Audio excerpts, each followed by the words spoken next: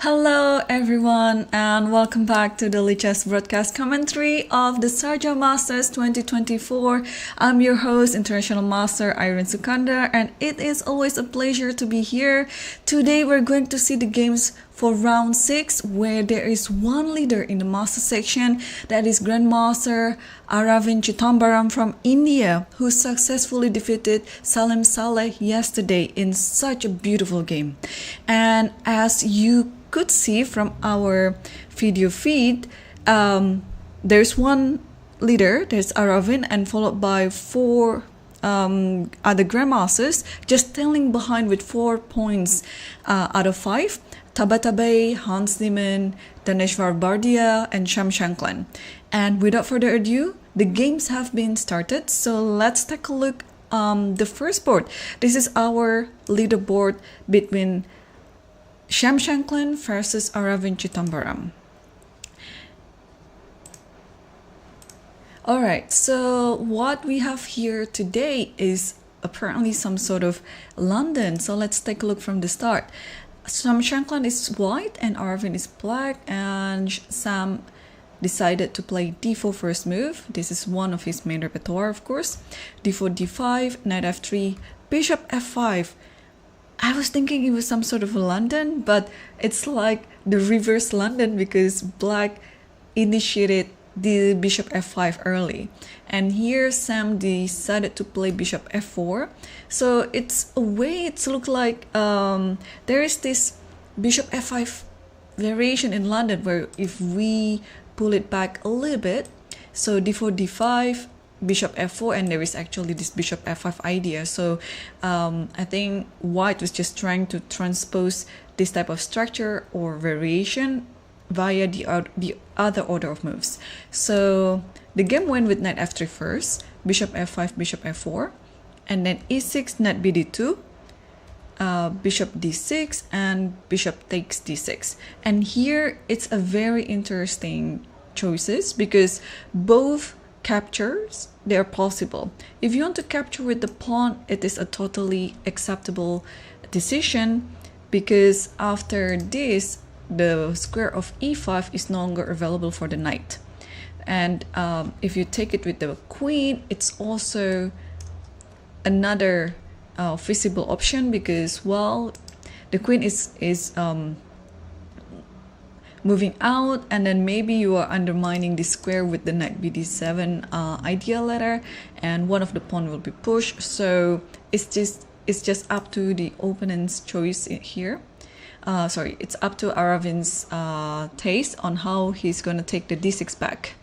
And he's thinking, we will get our live cam soon. It's just there's some technical maintenance with the cameras, but as soon as we can get them on the air, I will show them on our broadcast. So for now, just please stick with me because it will be just me and the analysis board for now. So Aravindh is still thinking on how to capture the bishop d6 back. Meanwhile, let's move on to the second board. It's gonna be between Daneshvar versus Hans Niemann. And in this position, okay, we see the old Semi-Slav Chigorin. We can take a look from the start. d4, knight f6, c4, e6, knight f3, d5, knight c3, and c6. So here Daneshvar chose the e3 variation, knight bd7, queen c2, and bishop d6. And here after bishop d3, it's a very thematic response to take on c4 after that bishop has been moved. And now bishop takes on c4, b5, and bishop d3. So black's idea is black just want to play a6 followed by c5 and trying to attack that way. So now so now Hans is still thinking. This is a very acceptable setup for both sides, and they are still on the opening stage, so there are still many choices in this position. If you want to go for c5 immediately, then I think you can go a6 in this position, but I think delaying it with castle is not a bad idea as well, because sooner or later you're gonna play castle, but we're gonna see what Hans is going to decide. Meanwhile, we can continue with another board. It's the third board, Salem versus Tabatabaei. And yesterday, Tabatabaei finally won a not slightly actually, okay, it started out with a slightly better position, but then he's nursing this advantage into becoming a thicker advantage, and he converted it very nicely into win in the end game against Abhimanyu Puranik from India. It was such a close battle, but in the end, Tabatabaei has proven to be a better player. And in this position, we have some sort of like another d4 opening, and Salem played his Catalan, and bishop b4, bishop d2, bishop e7. This has been played as well yesterday against Hans Niemann versus Sarana Alexei. And let's take a look if they are playing a same opening or approach.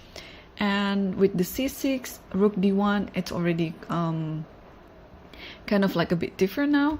So rook d1 and b6, because if we remember from yesterday's game, after c6, Hans employed the other idea of playing a4, which was replied by a5. So here Salem chose one of the main lines with rook d1 and b6, b3, a5, bishop c3, bishop b7, knight bd2, and queen c7. So this is a very classical approach in the Catalan, where black would try to play a very solid chess. Tabatabaei is a naturally aggressive player. He likes to attack. He's a very sharp player. If you see some tactics on the board, he's just gonna spot it on. But here I'm a bit surprised with his opening approach against the Catalan. Of course, such a strong player like Tabatabaei, he's a very universal player as well. He can, and he's very able to play any sort of positions. So I'm just looking forward on how he's going to play this out, because Salem, as a Catalan player, he's a very solid and a very tricky one as well. And already we have 13 moves on the board, and there hasn't been any single trades yet. So let's see what is the first piece or pawns that's going to be traded. And we can also go back and check actually the fourth board. It's between Daniel Yuva, who made a quick draw yesterday against Fedosiev, and he is now playing against our first seeded Arjun Erigaisi. The game has been quite short for now. They've only played three moves. So this is okay. This early basic is kind of like like a bit dubious variation, because this allows white to play queen c2 and have an early e4 idea. But of course this is totally playable, and if queen c2 was played, then maybe it is best to play something like d5 takes, and there was some idea like this, takes this, and e6 and so on. So it's a totally playable position, of course, but with the stronger center, white is just going to try to be a better side on this one. So queen c2 was actually played. It's a very common theme here, and Arjun played a very interesting move. This is also one of the replies out of this variation. He played knight c6. So the idea is you just want to maneuver the knight to the other side of the board. So this move invites d5 to come in, and after knight e5, then since the pawn is already on d5, black might try to provoke by playing e6 and so on. So maybe it is best to keep everything on the board like this and play knight f3, so that after d5 the knight is not able to go to e5. But again, this is just one of the variations. It's up to the players on choosing which type of position that they are going to play according to what they like. And on On the fifth board, we're going to see the game between Volodymyr Morin versus Yangyi. So yesterday, Morin had quite an interesting game against Arjun Erigaisi. Right after the opening, it looks like Arjun had a better position, a slightly better position, but Morin defended it very well and managed to clinch a draw.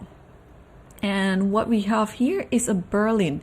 So e4, e5, knight f3, knight c6, bishop b5, knight f6, and castles, knight takes e4, rook e1, knight d6, knight e5, and bishop e7, bishop f1. So this is still like pretty much, how do you call it? Like the symmetrical Berlin or something like that. And well, although there are numbers of games that's ended up with a draw here, but it's still offering some twist here and there. So we'll see. And knowing Liu Yangyi, he's almost never taken any quick draw. So he'll always go for kind of like a fighting variation, fighting line. So we'll see.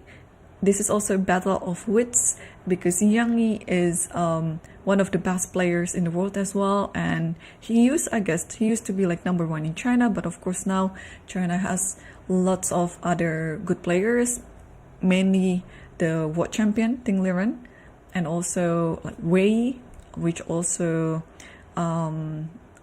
they are like the gold medalists of the Olympiad, I guess in Tromsø.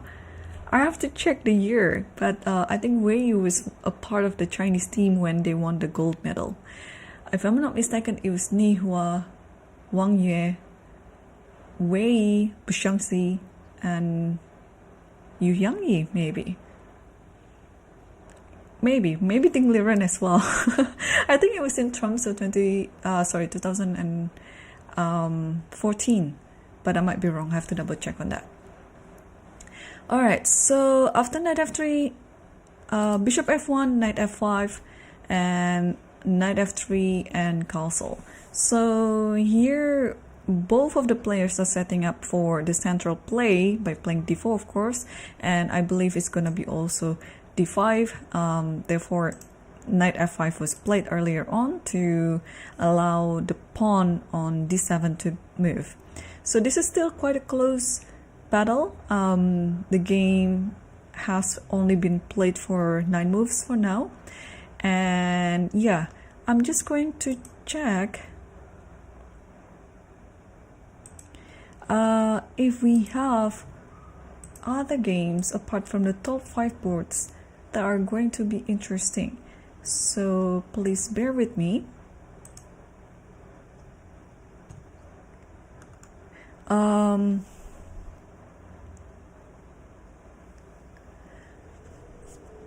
Yeah, well, in the first page of the Lichess broadcast here, there are like 12 different diagrams. I think you are seeing the same page as I am. If you want to look back to the game between, hang on. Oh, this one, Nihal Sarin versus Muradli Muhammad. This is a very well-known sacrifice in the Naidov. I'm gonna get that very soon, and there you go. Yes, so there was quite a number of games here, and Nihal is also a Naidov player himself as black, but now he's playing with white pieces. So let's see it from the start, because this is going to be quite instructive as well. This variation with f3, h5. If you remember, this was also was played in the game between Puranik versus Parham Maksudlu in this tournament, and then knight d5 takes, but instead of taking it with the bishop, that game went with knight takes d5, and then Parham was kind of like saving this bishop to g6 later on. So it's just a bit different variation, but it started out as h5 on the 8 move too.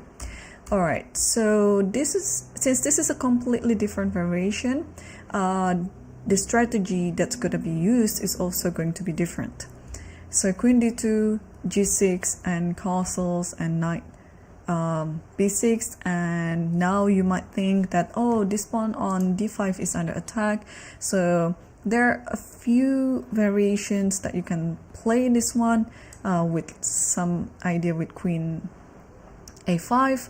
I'm not going to suggest c4 because it's just going to be open up the king, but also one of the trendiest line in this position is just to let black take the pawn on d5, and king b1 is played, and knight f takes d5, and bishop g5, bishop e7 takes. If I'm not mistaken, there was like a really one instructive game between Dominguez versus MVL in this position, but it was not king b1. I believe it was bishop g5. I have to check about it because it's been played like long time ago. Let me pull out my master Lichess database and see if the game is indeed there. Oh, it was okay. In 2020 it was Dominguez versus Krischuk, but there was one that Dominguez won against. Yeah, if you actually pull your master Lichess database on this position, you will see that there are so many Dominguez's games. Like, he literally employed this whenever he can. So yeah, bishop g5 is maybe not the best move in this position, because yeah, most of the times it's king b1 or queen a5. But somehow I remember bishop g5, or maybe it was played later on after taking on d5. So the game went with king b1, and then knight f takes d5, and here you play bishop g5. So maybe my memory tried to fail me that way. Yeah, and then now you kind of like have to play bishop e7, and then takes, and then you have to take with the queen. That's the most visible move. And after this, queen a5, yes. So knight e3, so everything is kind of like in theory. Queen takes b6, knight takes d1, and then bishop c4. So these two players, Nihal, Sarin, and Moradli, they are obviously a very good theoretician. And I'm just wondering if, yeah, we still have lots of game in this line. So here, 100% of the games, 65 games on this line, black will play rook c8. And then after rook c8, white is off choices here. White can play bishop d5, white can play knight d2, but bishop d5 is one of the main moves. So eventually this knight will be trapped. Well, it is already trapped now, and white is just going to capture it on the next move. So to maximize its use, the knight has to take on b2 like this. And I think after king takes b2, queen c7, and you have to trade. So we might be seeing this type of endgame. And then here white is off choices. You can play a4 because there's no concrete continuation anymore.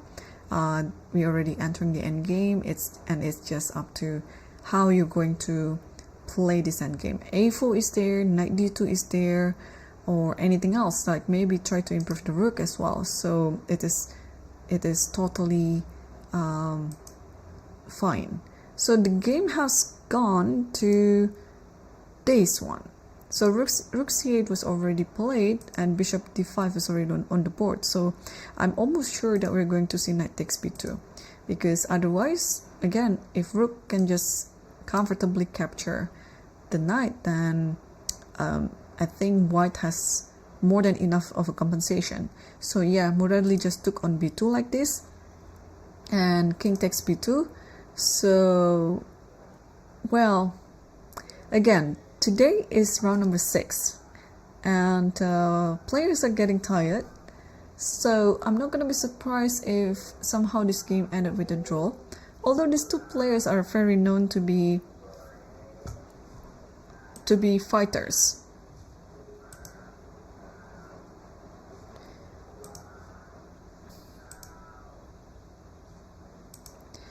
So, alright, so after king takes b2, queen c7, and speaking about being fighters, and Nihal just didn't take the queen, he moved queen f2, protecting everything. So he's trying to prove that he has quite a material advantage in this position, the two pieces against a rook, and with a very centralized bishop on d5. So I was a bit worried of this queen c3, but apparently there's nothing much to worry about because everything is under control.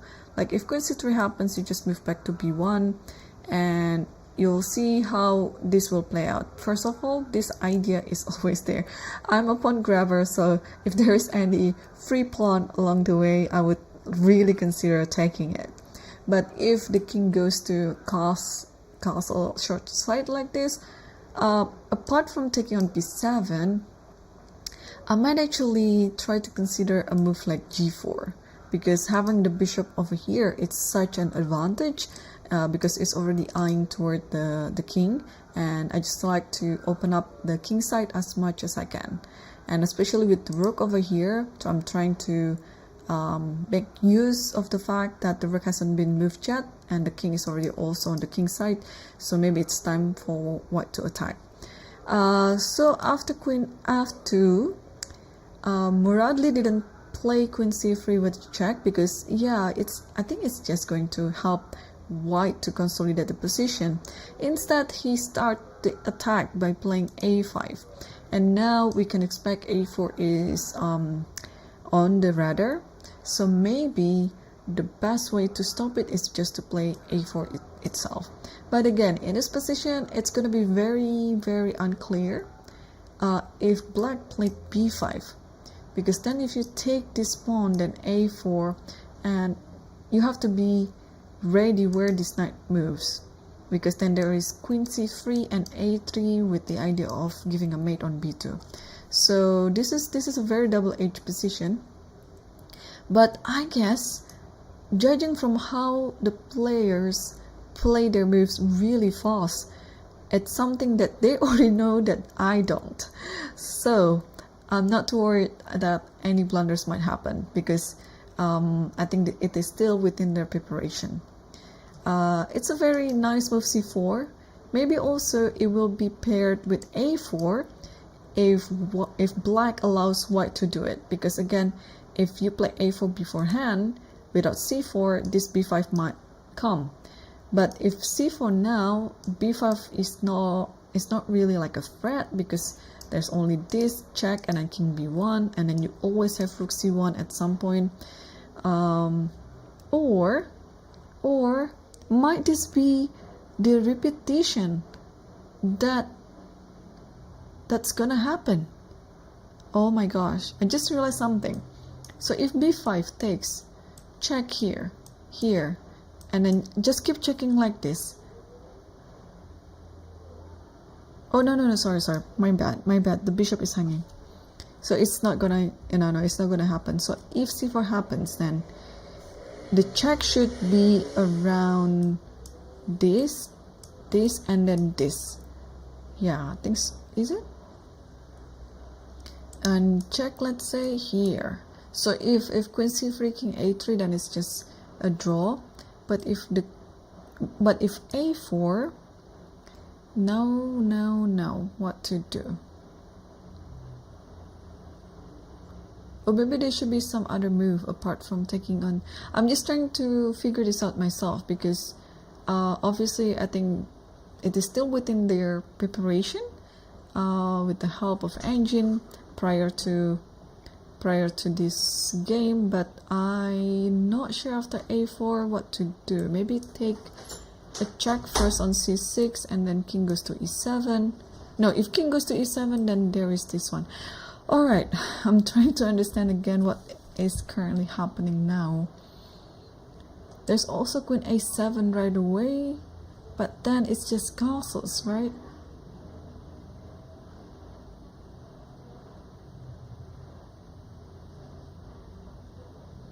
Yeah, so c4. Alright, c4, and what happened after b5?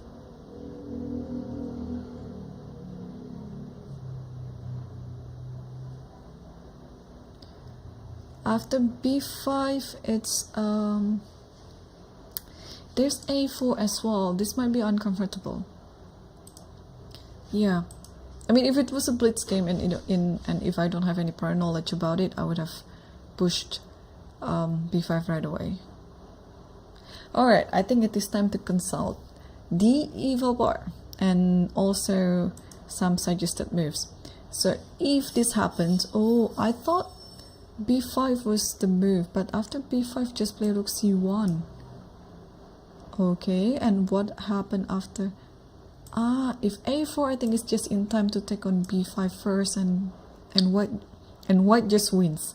Okay, so rook c1 is the move, and this actually now better for white. Queen d7, and now queen b6. Gotcha. All right. Now it's solves everything. So now black has to play a4, and the knight has to go to d2, and then b5. What is the difference? The difference is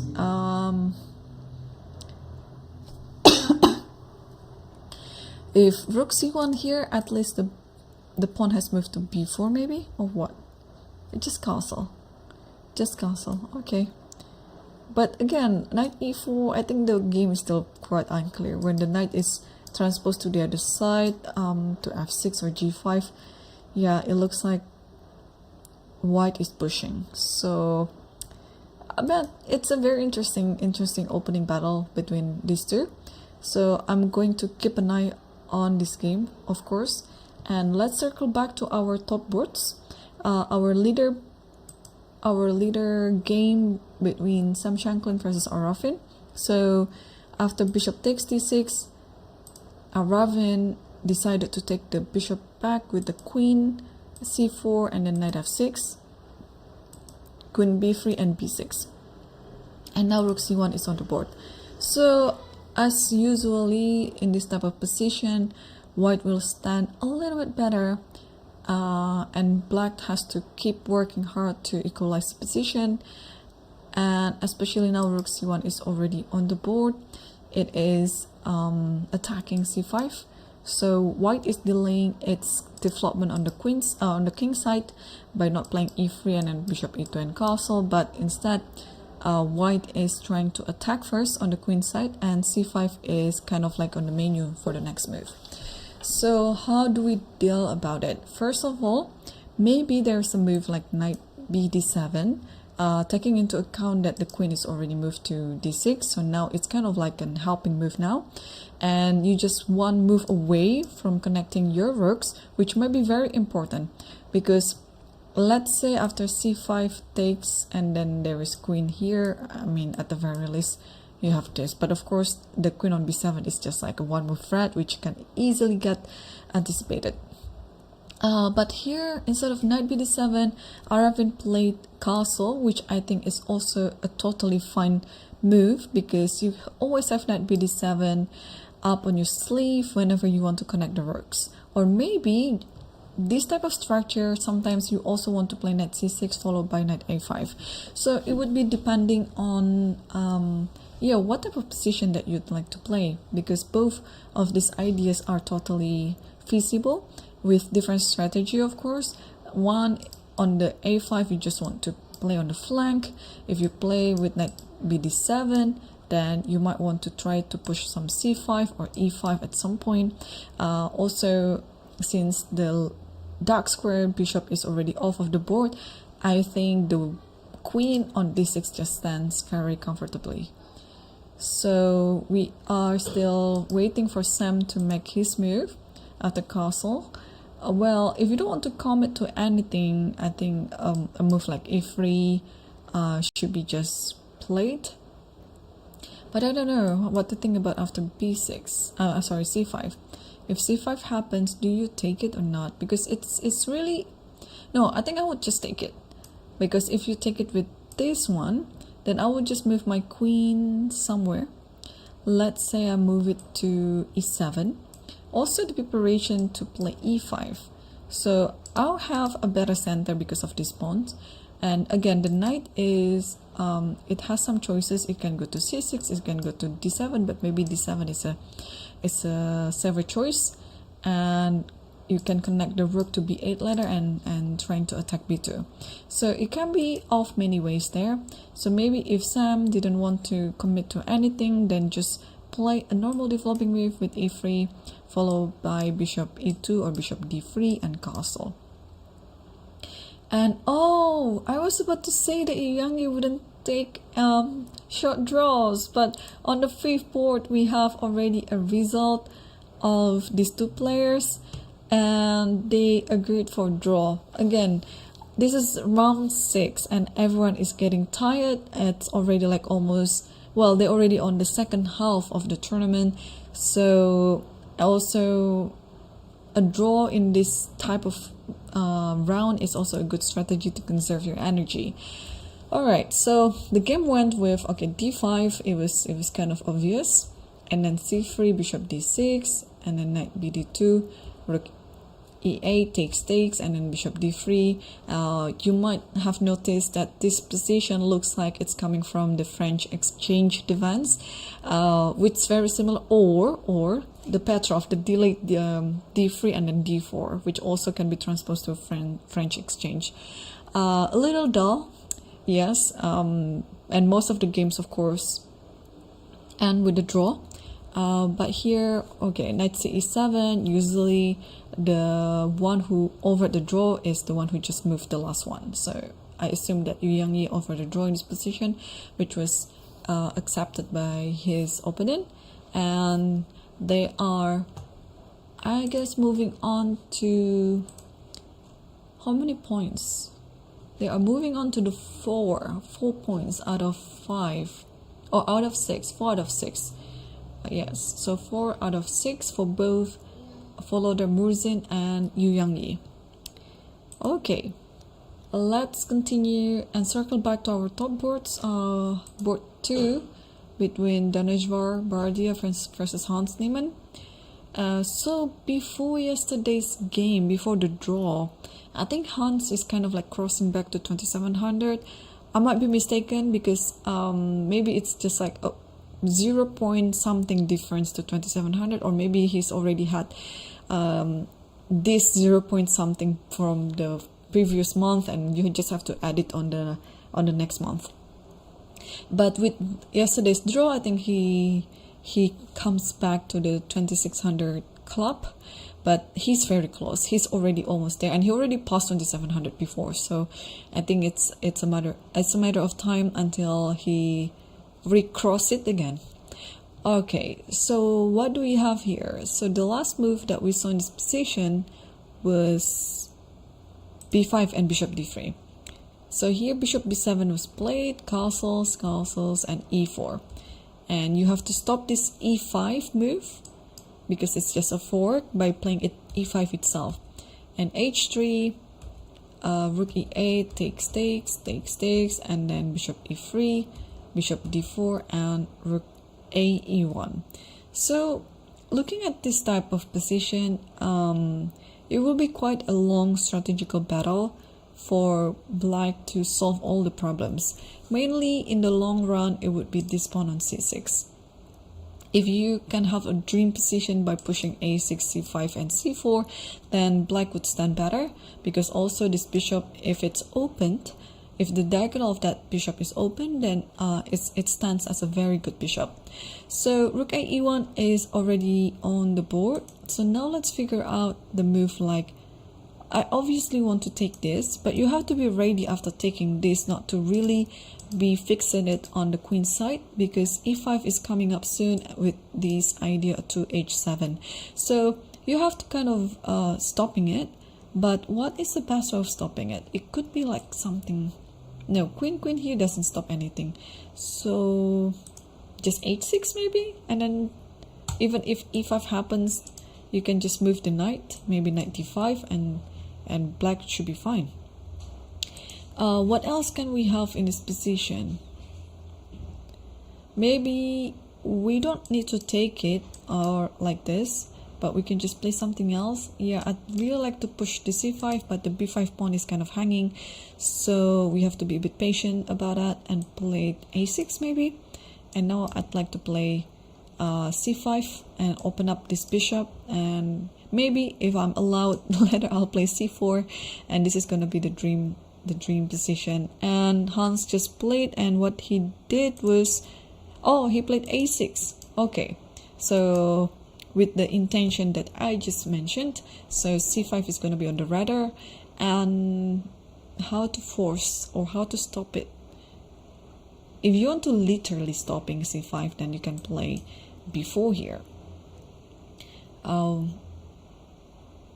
just trying to understand if there's any drawback in this pawn, because if b4, then it invites a5, and the rook might be going to be an active rook, because however you're going to respond to this a5, let's say you play a3, that's going to be takes, and maybe just rook a3, and black is pushing.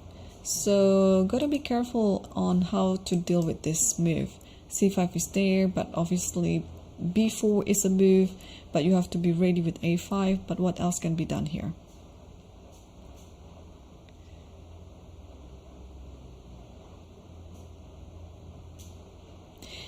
Yeah, also I was thinking of f4. Is it a move? I'm a bit worried of this b4 and this type of moves, but also the king is still located on g1, so black might have some additional idea on pinning the rook later on, right now or maybe later. If the queen goes to b6, maybe it's best to play queen f2. Takes here, but this leaves the charge over this diagonal, especially on the h7 square. So I don't know how I feel about this, because after c5, let's say, even if you play e5, it looks like knight just go to d5, and then let's say takes, and black should be fine in this position. So a6 is still the last move on the board, and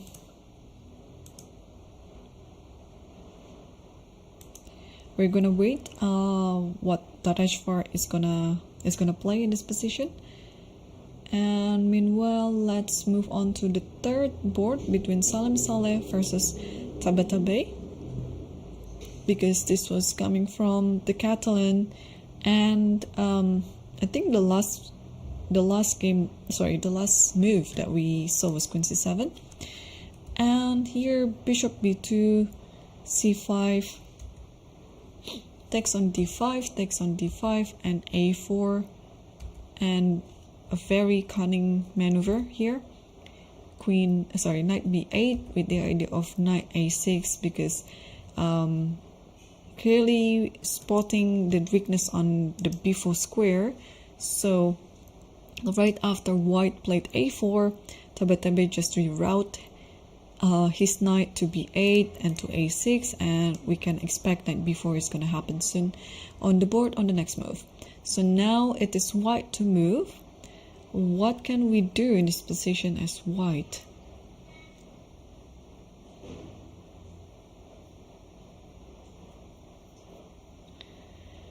Yeah, I don't think you can stop knight b4 anyway, so we have to assume to...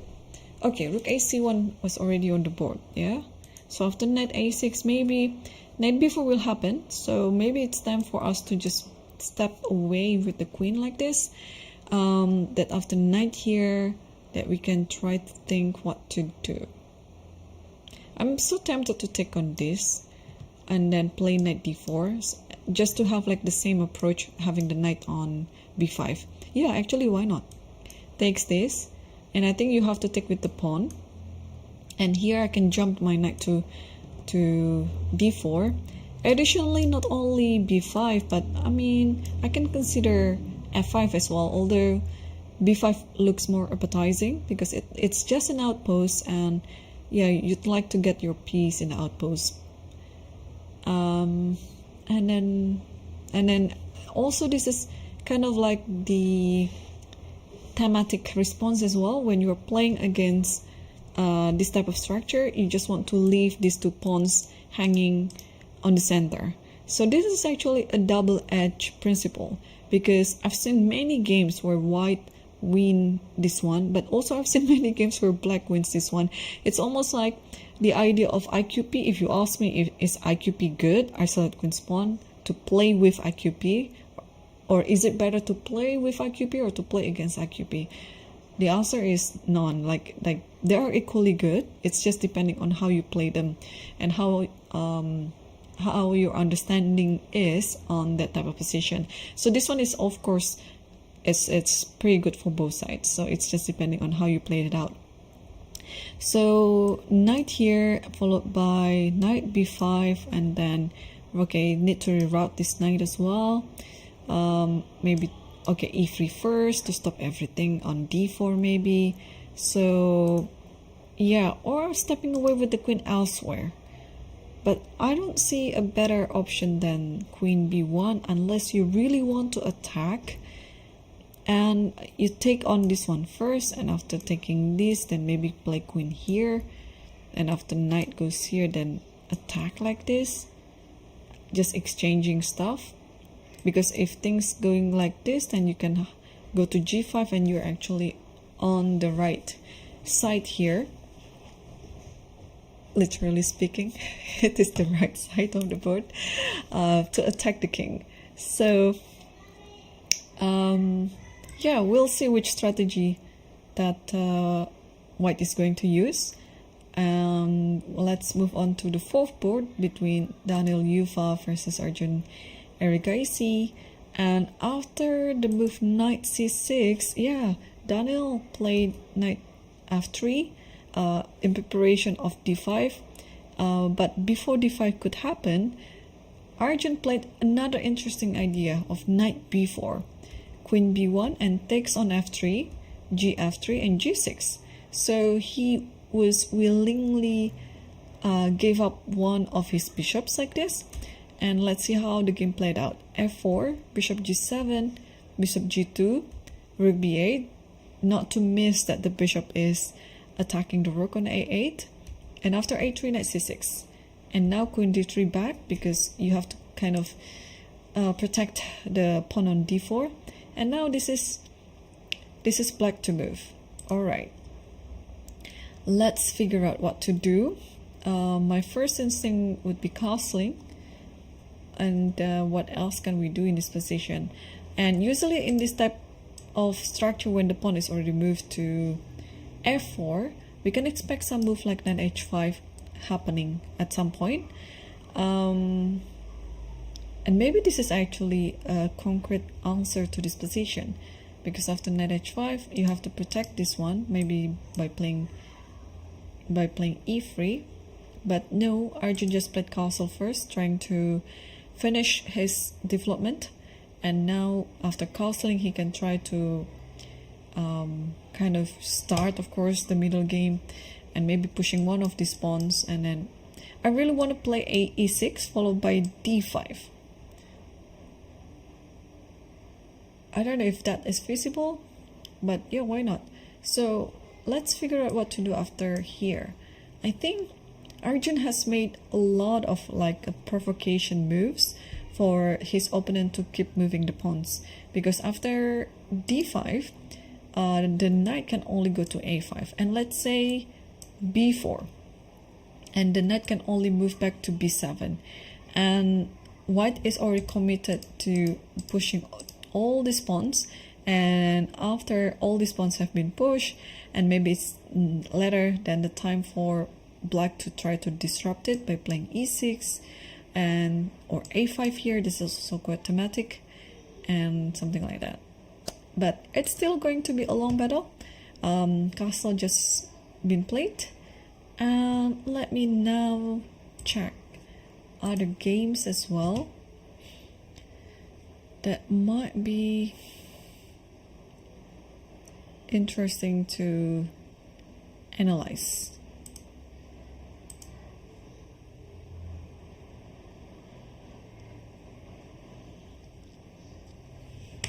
Okay,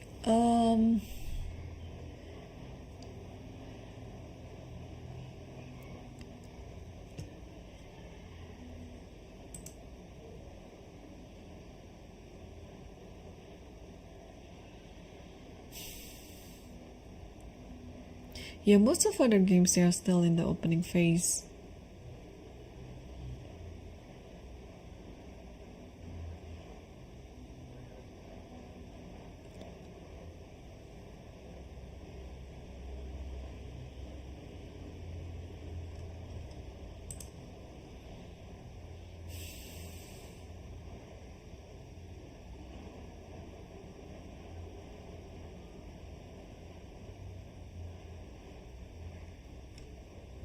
Yeah, maybe we can go back to Nihal's game just to update ourselves on what happened on that game.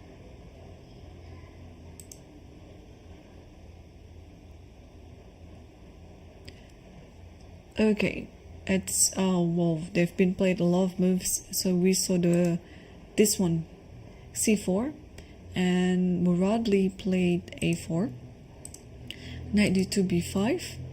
So yeah, it's actually what we saw, right? Oh, king c2. It's such a peculiar move. You are actually stepping into the pin file. But Nihal did that because he planned to have the other file for the rook. And rook b1 castles, rook b7, queen a5, knight e4. So now, who is attacking who? The bishop on d5 was not free, for sure, because there is knight f6 idea. So now, black just played king g7. Now the bishop is under attack. So, yeah, what to do with it?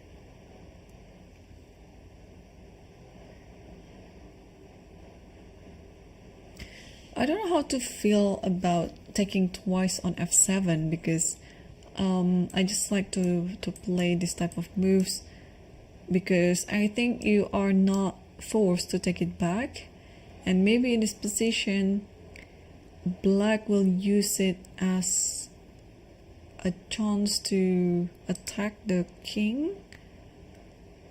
But how do we attack the king?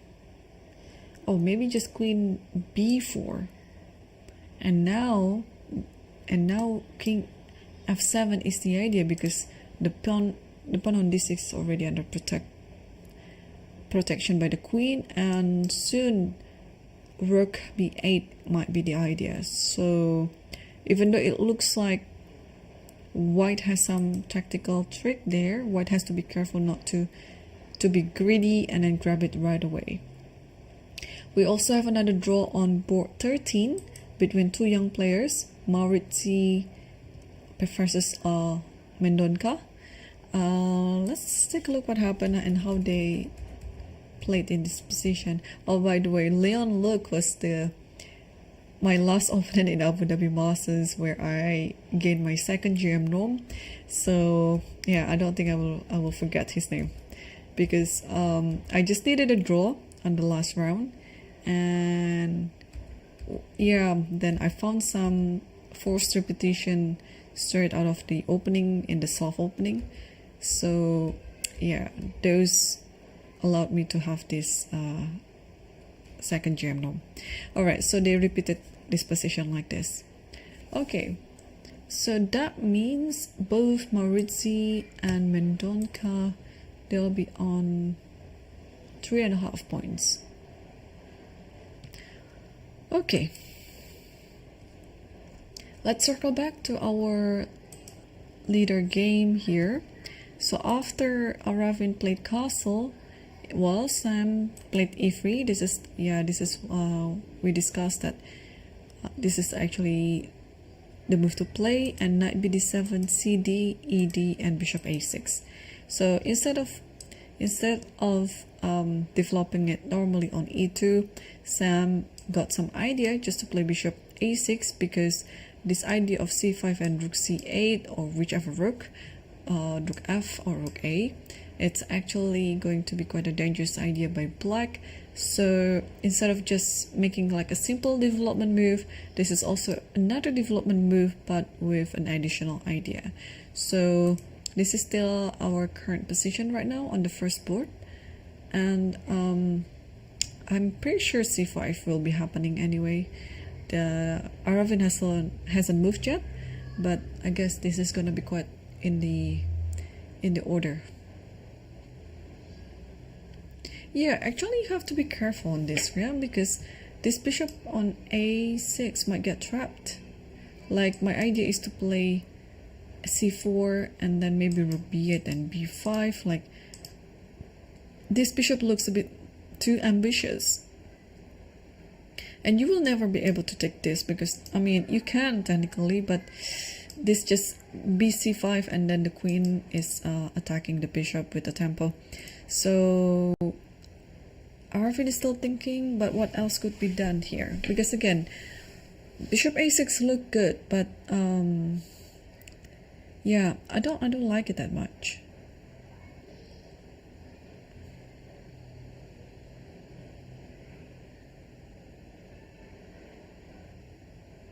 There is also this idea. I don't know whether it's gonna work. No, c5 should be it. c5, yeah, c5 should be the move. Or also, what black can do here is rook a b8. It might be quite tricky now, because the idea is to play b5 and then just simply trap this bishop. You can always play c5 at any point, but maybe inserting rook a b8, it's not a bad idea. Because now, how do you do it with this move? b5 is coming, and only after like a4, maybe it's trying to stop b5, and now you can play c5. Well, at least now you have like a very good inclusion with this rook a b8, but this inclusion that white just did is not as good. So what else can be done here? Rook a b8, c5.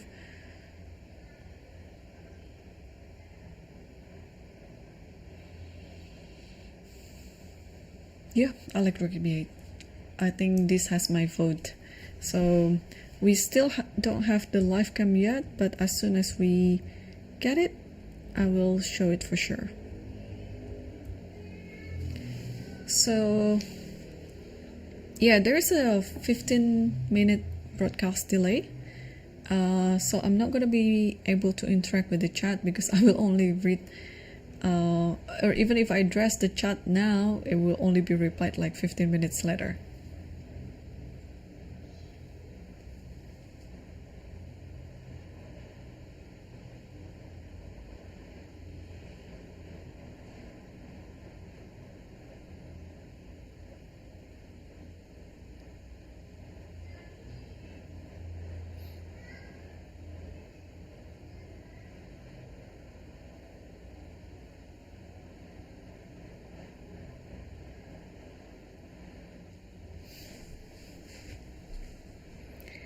Alright, let's move on to the second. Oh, Aravindh is still thinking. Let's move on to the second board. So what happened after bishop d4? Daneshvar played rook a1 and a6, and he took on d4, queen takes d4 and knight e2. So the queen moved to b6 in order to stop f4 from playing, and here knight g3. I can tell that black is totally fine in this position. I'm trying to understand if white could actually push something that make him maintain the advantage, but I don't see any weaknesses in black's position. Yeah, soon after this maybe rook a8 is coming, and I think I would actually prefer to play as black here, although this type of move always, you have to keep it in mind because it's attacking h7. So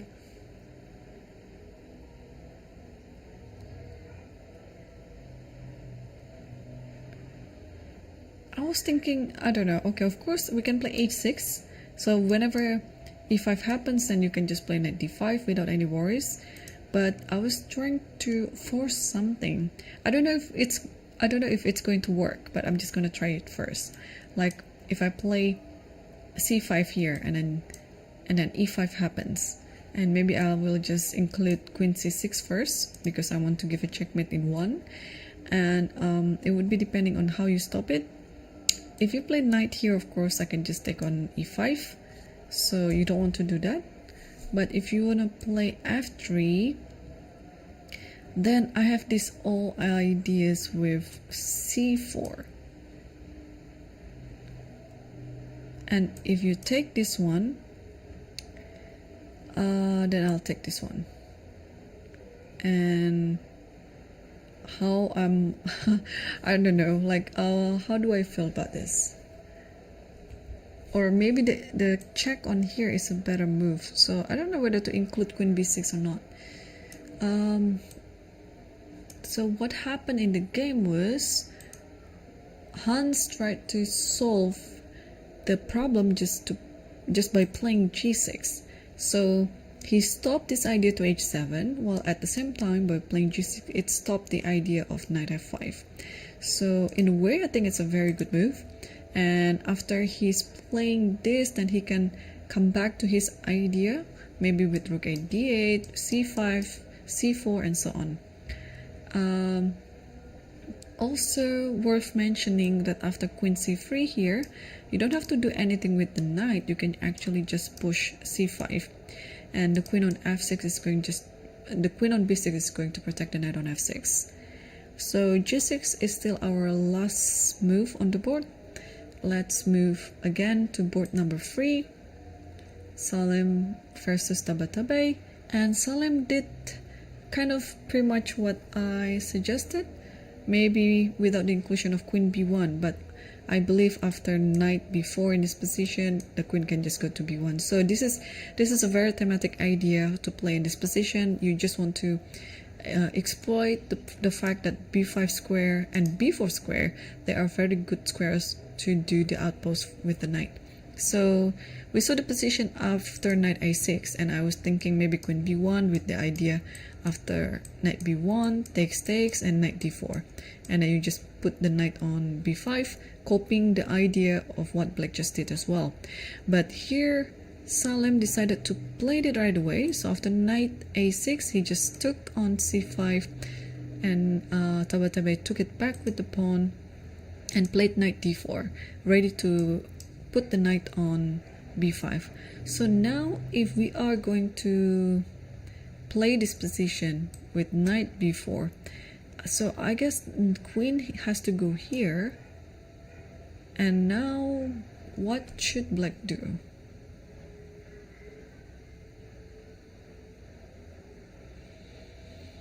The knight will go to b5 anyway, so maybe start with rook e8, something like this.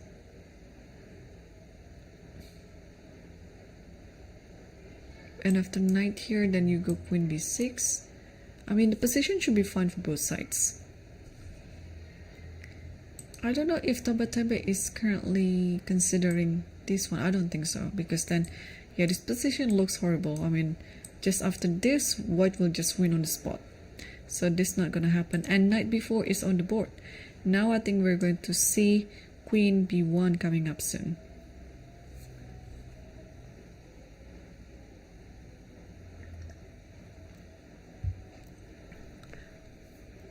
And after queen b1, then yeah, it's still going to be a very interesting position. Again, it's always interesting to have these two pawns on the center of the board. We call them the hanging pawns, but it's a double-edged strategy. It may work, it may not. So it's depending on how powerful your moves are coming. So let's see also the fourth board between Daniel Yuva versus Arjun Erigaisi, and just take a look at the pawns in the center. Again, this in principle, this is a very good pawn, but here there's so many games as well when black is actually trying to provoke white to keep pushing all of these pawns, because you know pawns cannot move back, and whenever you move a pawn, even though it looks strong, they always leave some concessions. So it would be depending on how black try to exploit this fact and try to create more concessions in the white's position. But technically speaking, this is such a good formation for white. So bishop e3 is the last move on the board. So after, yeah, kind of, okay, here castles and e4 immediately, e6 and bishop e3. Yeah, so now how to start the attack, let's put it that way, because okay, bishop e3, I believe the king is just pretty safe in the center. It doesn't need to be castled, or even if it castles, then I think you can actually consider long castle. So d5 is of course another idea. So now let's think this position from black's perspective. By playing e6, d5 was the preparation, but now with all these pawns and knight and bishop, if you play d5, you might actually sacrifice it, but the thing is, after takes and e5, you will lose this pawn for nothing. So yeah, let's not play that.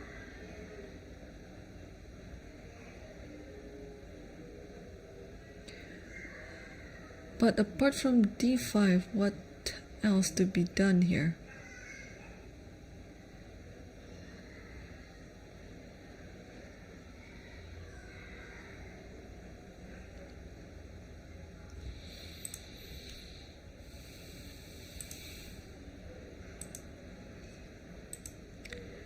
It's a tough position, like you really have to be patient here. Another idea is to play a6 and b5. Try to open up on the flank like that. But here, okay, knight h5. Knight h5 has finally happened. So yeah, of course this is a very thematic idea.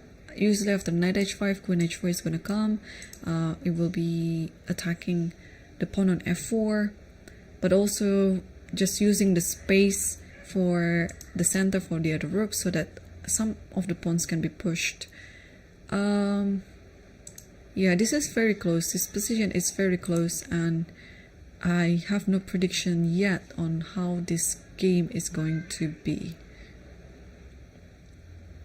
Alright, so I'd like to move back to the game between Nihal Sarin versus Muradli, because apparently Nihal took on f7 with the bishop instead of with the rook. So bishop takes f7. This okay, now I think I understand. Okay, bishop takes f7, so that there is nothing about queen b4 or b8 trying to use this b file for the attack. So it's a very tricky line here. I'm wondering if king g7 is a forcing move to play. Maybe if the king steps away to any, okay, maybe only here if you want to avoid king g7, because king h7 would also still, but it doesn't really make any difference. In fact, after king h8, maybe it will only invite queen to come here, and then it's gonna be quite dangerous. So king g7 was played, and Nihal took on f7 like this. It looked like white is better. What can be done here? So let's see this one, because I haven't checked this one. Takes, and I don't know where the king goes, so let's move it backward so that there is no more check on the 7 rank. Let's move it here, and then after knight takes, I just want to grab this knight by playing queen c7, knight b6. Oh, what about queen d8 with this additional idea of queen d3, and after this just a check. I have a feeling that this game is gonna be drawn anyway, through some concrete line. Yeah, all this type of checks everywhere like this, and even like this. I think you can what you can do here. Oh, no, no, no. Not checking that way. Maybe I check it this way. But if I check it this way, then the king goes here. Okay, gotta be careful on this one. Check and here.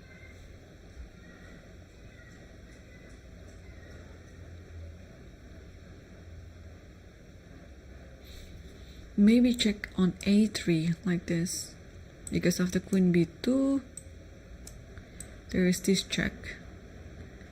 Okay, so this might be it. Let's check it with the engine. Just so here, oh, rook c7. So if rook takes f7, it's actually fine. Takes king. Okay, knight d6, king g8. That's correct. Takes here. And queen d8, yeah. So I did all the right moves. Oh, queen c5. But if queen c5, then I guess all the checks on the back rank is unavoidable. So let's play knight d3 instead of queen c5. I mean knight b6. Does it work? Yeah, and it's gonna be 0-0. So some perpetual might happen. If check here, queen c3, king b1, queen b4. Okay, yeah, because if this one, then you can just go back to e1 like this. Yeah, so okay, my suspicion has proven to be right. Then this is actually one of the viable option that black can play if you just wanna, yeah, play a quick game with a draw result. Okay, so apart from playing knight b6, queen c5 is also the move that was recommended, but again, it is an easier way for black to give all these checks on the back rank, because the queen is already like away from the back rank. King b2, even there's a3, gotta be careful not to be checkmated, and you have to take this one actually, and here just queen d2 and all these checks with like here. Ooh, c3 still should be fine, but can I give a check actually? No, I cannot give a check because after queen c1 here and then queen c2, white is winning. So you have to give another pawn then after a3, queen a3, queen d2, king b1 and c3. Not giving another pawn, but just try to. And after check here, why king h7? Why not king h8? Okay. Alright, so if white wants to push for win, then white can play the queen c5 move. Okay, so that's the difference. Queen d4 is here, and after a3, it should be drawn still because the knight is kind of misplaced. But there's some work to do. So I guess both players are trying to, especially black, because black has to play precisely here not to lose on the spot, and the position itself look quite dangerous, so he has to remember all of his ideas. Alright, so rook c7 is easier. I don't know if it's easier or even more difficult response, because usually a more concrete approach is an easier way to calculate. But okay, rook c7 will invite queen h4 to join the party. But after knight, bishop takes, rook takes f7, sorry, queen d8. And rook c7 is already on the board. Are we going to see this type of sacrifice? Queen h4, rook f7 and queen d8, because it looked like Nihal is just on the spot, you know, figuring all of these theory moves. So if this happens, you only have one move, queen d5 here, and then you have to sacrifice this, but then there is this perpetual check on the back rank. Wow, amazing, amazing. It's perpetual checks all the way. So let's move a little bit. King c1, queen f1 check. Let's say I move here. Can I escape from the... Oh, okay. Yeah, and you have to move back actually, because if you move here, then it's with a check and take on e4 as well. and you have to move back, and it's just gonna check, check, check, check. So it's very important to grab this pawn along the way first, so that you have this possibility of taking the f3 pawn with a check. Very nice, very nice. Wonder if this has been played. Nope, this hasn't been played. I mean, by anyone. So rook c7 is on the board, and Nihal is still thinking what to do in this position. And let's circle back to our top boards first before I take my first break. So what Aravindh did after bishop a6 was another move, c5. Yeah, so I think we discussed these two moves, either to play rook b8 or to play c5, because both look quite thematic in this position. And Aravindh chose this one, c5, queen a3, and knight e8. So this knight e8 will allow this pawn to play c4. I think pretty much c4. I don't want to say just this one, because this is just a totally positional mistake. So knight e8 was on the board, and here Sam just took on c5. So we will see another example of hanging pawns in the center again. This is a very common theme in the Queen's Gambit Declined. Again, it's useful to know the drill behind it, how to play with it, how to play against it. And d takes c5 is already on the board. Aravindh is now thinking on how to take it back. I think both captures really look tempting, with the knight or with the pawn. So if with the pawn, then we're gonna see the normal center hanging pawns. Then okay, in this position you might want to reroute the knight again, maybe to c7 and then to e6, and then put the rook on the flank like this to b8, and maybe once this bishop has moved, this rook will go to c8. But alternatively, if you want to take it with the knight, and this means you're also attacking the bishop on a6, this is totally a fine position too. Let's say you castle here, and what to do? It will be an attack with a tempo with knight c7, and you have to go back to e2, and now put the knight on e6. I mean, it looks great for black. I don't see any weaknesses. I mean, now black is playing with IQP, but the rest of the pieces are, I think, placed very well. The only thing that's missing is the participation of the rooks, which might be joining soon. So again, Aravindh is now faced with two good choices on how to take the c5 back, with the pawn or with the knight. And let's take a look how board 2 is doing. And indeed, after g6, Daneshvar push e5, and the knight now can just safely put on d5. And again, usually this type of structure, of course, it creates some weaknesses around the blocking, but since there is no more dark square bishop, the king can actually be more comfortable. So how to continue this position? Usually in this type of position, you'd like to move your queen to this side of the board, and also this queen d2 is, I think, a very good idea. Not only that you want to maneuver your queen to h6, but also you want to avoid knight b4 from coming. And this maybe is the move, actually. Just gotta be careful with after queen d2, there might be queen d4, but this will... I was thinking of playing rook e4, but there is one funny line here. What if I just play knight i5, and then if you take it, then queen check here? And I think this is gonna be like a... Is it a draw? Or maybe it's better to move to the other side. But if you move to the other side, then queen takes f5. And I think white is actually winning. So...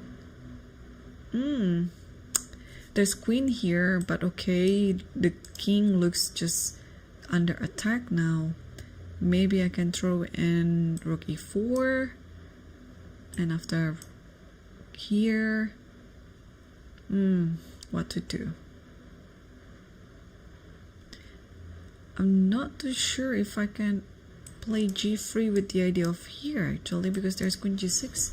So maybe should I just take on, if I take on f7, then there is this one. But rest assured, this is going to be quite interesting if it happens.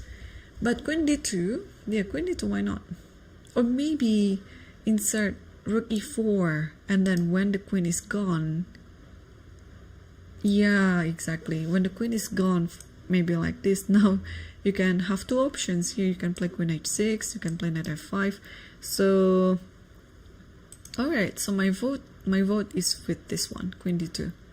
Is there anything else that white should be careful about?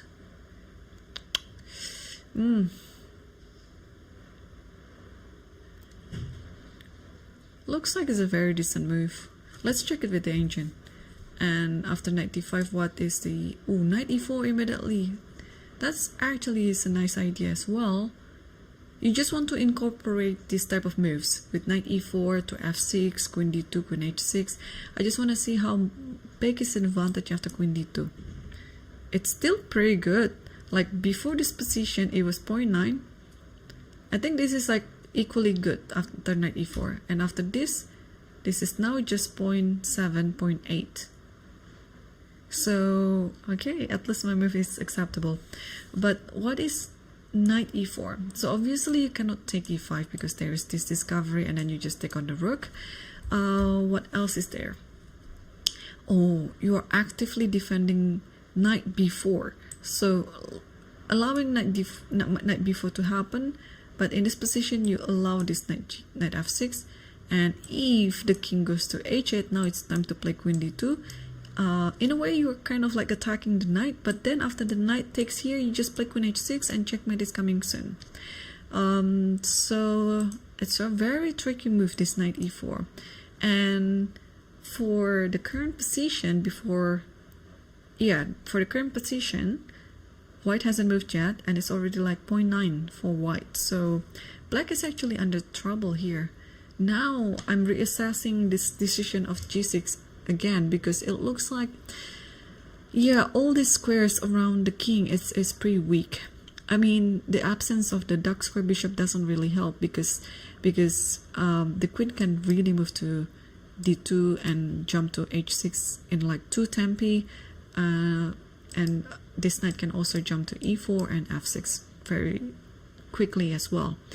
Yeah, so if white continue playing in this manner, then we might see an upset, because it looks like the white's position has no problem at all, and white is the one who is attacking in this one and is already having quite a significant advantage. So we are gonna keep an eye on this one, of course, and let's take a look board 3 between Salem versus Tabatabaei. And wow, so knight b4 queen b1 already happened, and after rook fe8, yeah, this is actually what I suggested before. You just want to wait where this knight go. If the knight goes here, then now you can play queen b6, because if you go knight queen b6 immediately instead of rook fe8, let's say queen b6, then the knight might go to f5 and then trying to attack the e7 bishop, and now it's a little look awkward. So now rook fe8 is already on the board, and Salem chose to play knight f5 right away, and it is now a big critical position for Tabatabaei. Will he allow the knight to capture e7? Because for this type of structure, you kind of like needed the bishop in order to protect the c5 pawn. But if you miss the bishop, like in this position, if the bishop went here, you kind of not holding the c5 anymore, only the queen is defending it. So maybe now it's the time for the bishop to play like bishop d4 here, and it's gonna be quite awkward on defending this pawn. So if you play bishop f8, bishop might take this one, and then you are left with doubled pawn, which I guess you have to take this. You have to take this alternative, because I think the other alternative will be a bit worsening for black. I mean, this one, your concession is just the double pawn on f file, but still very much on the center it is intact, and you're just trying to attack with the pair of bishops. So I think with knight f5, what else can you do? Let's say you play rook c8 here, and then this one are traded. How do we feel about this? Actually, this one is also possible. You're not making any weaknesses around the king.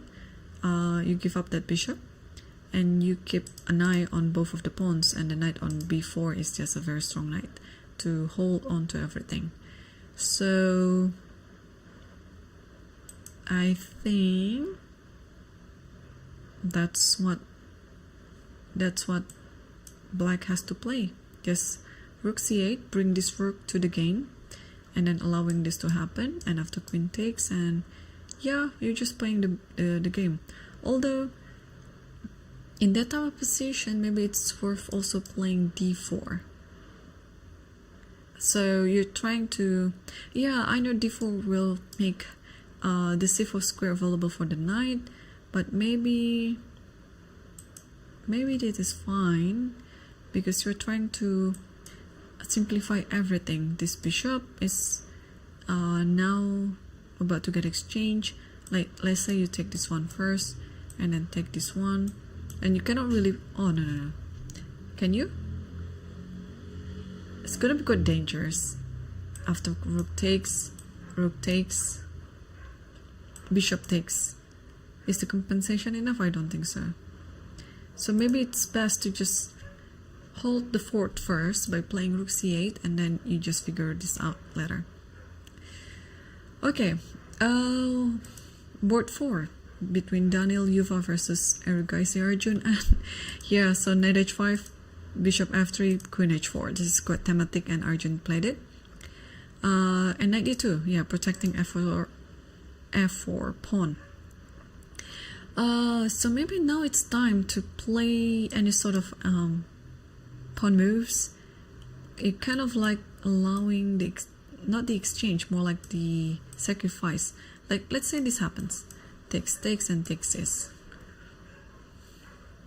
Is there any compensation to this? I'll play knight e7, and now bishop has to move, and I'll play, okay, if you play bishop here, what to do here? Yeah, there's a good chance I might be just too ambitious with this. Maybe I have to be a bit more patient. Like, maybe in this position, try to play knight e2, I mean knight e7 first, with the preparation of d5 or even f5. So, and the queen here is just safe. You don't have to worry about it, and whenever the bishop takes here, queen can just take. And yeah, or maybe in this position as well, c5 is in order as well, because the bishop is already open, and bear in mind the king is still in the center, so you might want to actually open up the center too. And I think the game on board 10 between Nihal has gone into, we're gonna wait this one before I'm taking my break, because I think this is gonna end at any point. So queen d8, pretty soon Muradli will play queen d5. I think it is within the order, and then have all this checked in the background. Yeah, so both players are, I think, playing according to the home analysis. It's interesting. It's interesting how this panned out. Apart from queen d5, I don't see anywhere to, even a move like a3 here. Does it work actually? Like, if you want to keep an eye on this rook. Oh, the thing is, if you play a3, maybe there's this rook b8 with this idea of checkmate on h8. So at this exact point, black has to make all these perpetual checks, otherwise it's unstoppable. This check is unstoppable. Like, if there's a check here, and it's only like one move, right? King c1, and then white wins. So you're kind of like forced to play queen d5 in this position, but of course Muradli is double checking it.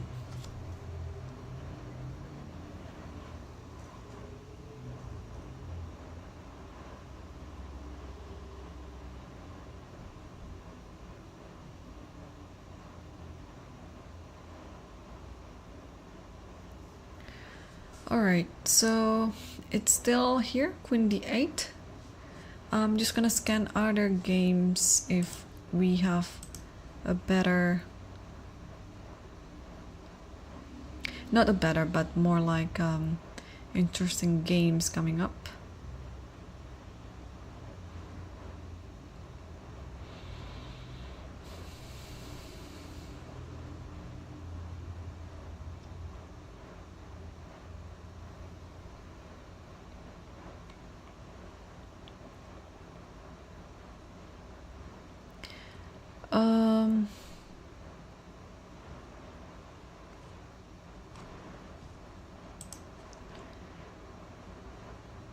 Yeah, so far we only have 2 results in,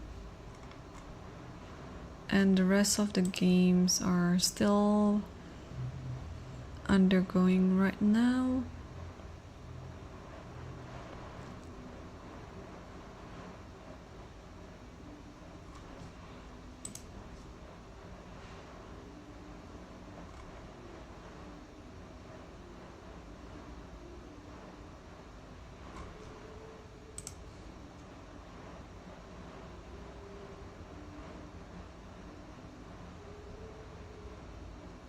Okay.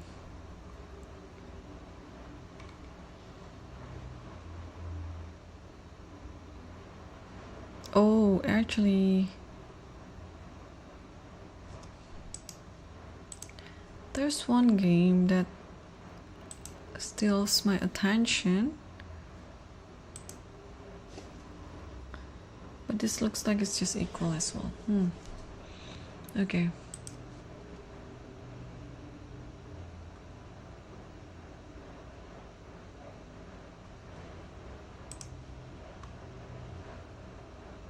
Oh, there's some moves then.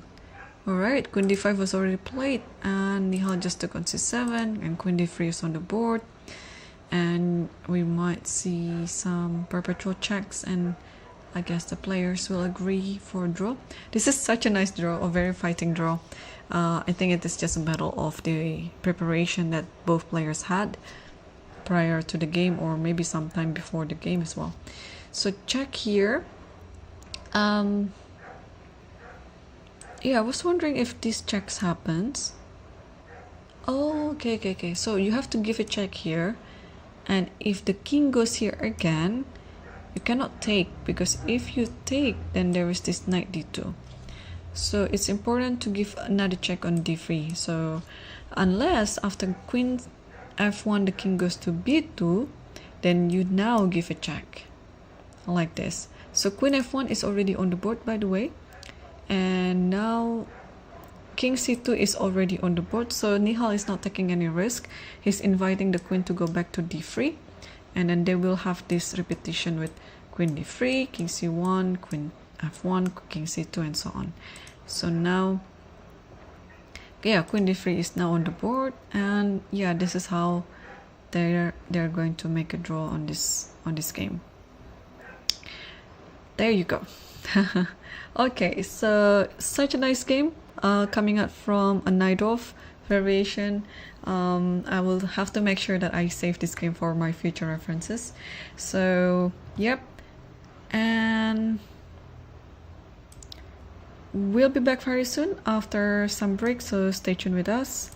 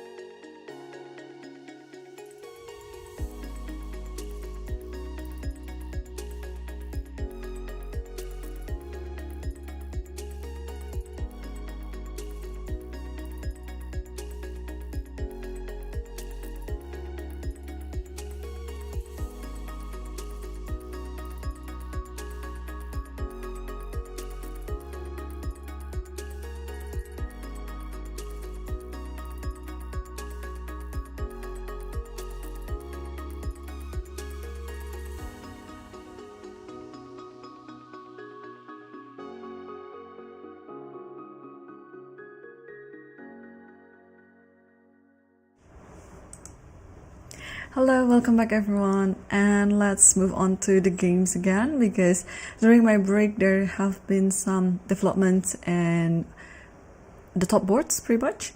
And in this position, we saw the position after d takes c5, and here Aravindh was thinking on how to capture the pawn back on c5 because you can pretty much take it with the pawn on b6 or with the knight on d7. And in this position, Aravindh chose to take it with the b pawn, and after b takes c5, bishop b5, knight ef6, castles, and queen b6. So just like in the other game on board 3 between Salem versus Tabatabaei, now we have two examples of hanging pawns in the center like this. But of course with quite a different characters, because now it's like a pure center pawn. The other game, it was coming from a Catalan, so the bishop, the light square bishop is developed in fianchetto. So queen b6, yeah, and how to do with this bishop because this bishop is under attack. And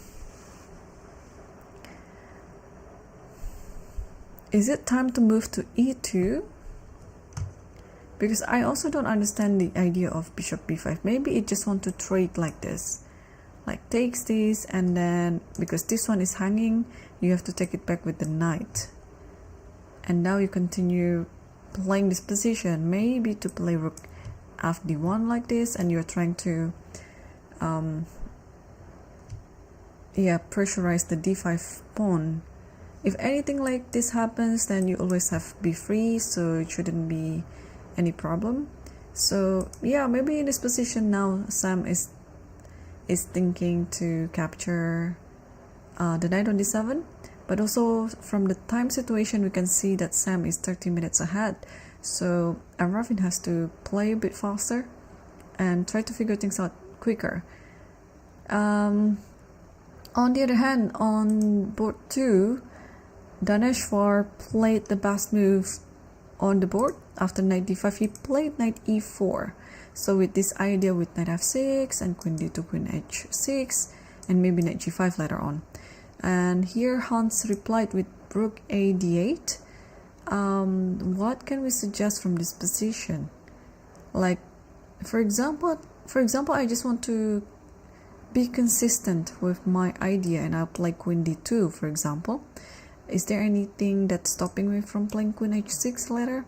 Because I know that I'm putting my queen on the pinning file, but I don't think there's anything in this position on this particular file.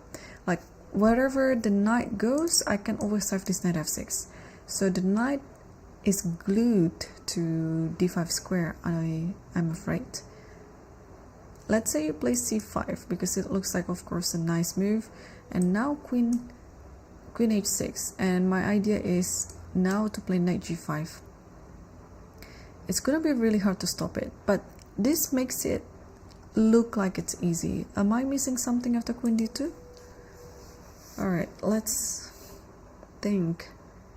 Or maybe after queen d2 there's queen... No, if queen d4 happens... Oh, queen d4. The thing is, after queen h6, you shouldn't take the bishop on d3 because this will leave this one with a check. And if you move the king here, this a checkmate, so you have to take. But after taking this, queen g7 will come, and there's no stopping it. But instead, after queen d4 and queen h6, black has to take the e5 pawn. And you might be wondering what's going to happen after knight g5. Unfortunately for white, the queen is just on time to protect everything and offering the exchange too. So while queen d2 looks like a very good move, but you gotta be careful with this reply queen d4, because I don't think you can save the e5 pawn. Can you? And additionally, yeah, this is such a good pin to the bishop. Alright, so this makes things a bit harder for white then. I thought it was that easy. Okay, so additionally, what's gonna be if white just play a move like a3? I'm gonna switch my plan because I want to play knight c5. If I play knight c5 immediately, there is knight b4 attacking the queen and the bishop, so I just want to stop it by playing a3. But what we see in the game is queen d2. So Daneshvar just played queen d2, and now I wonder after queen d4 what's gonna happen, because this looks like the response that black has to play. Or maybe no need to sacrifice anything, just play knight d6 and it's attacking both the rook and the bishop. Yeah, maybe this is it. And this also gives the space for the rook to come to e4.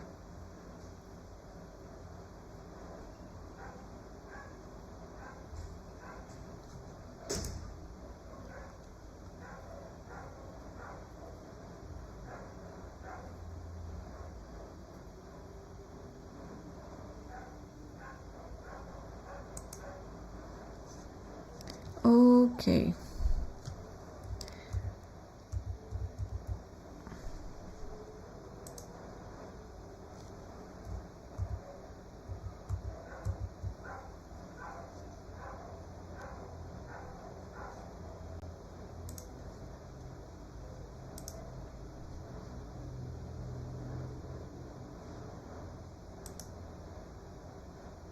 Oops. Hang on.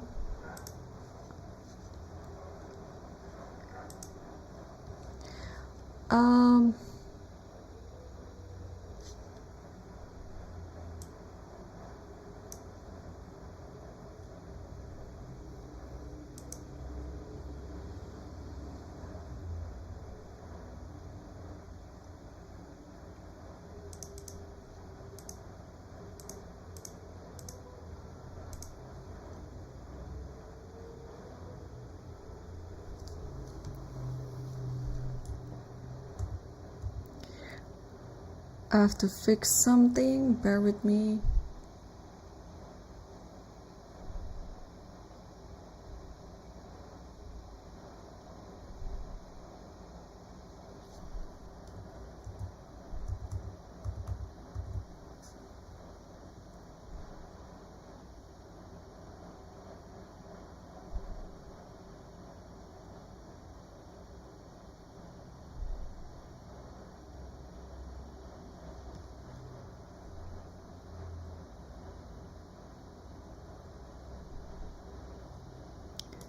Alright, we have to go for another break while I'm fixing some things. I'll be back in a few minutes.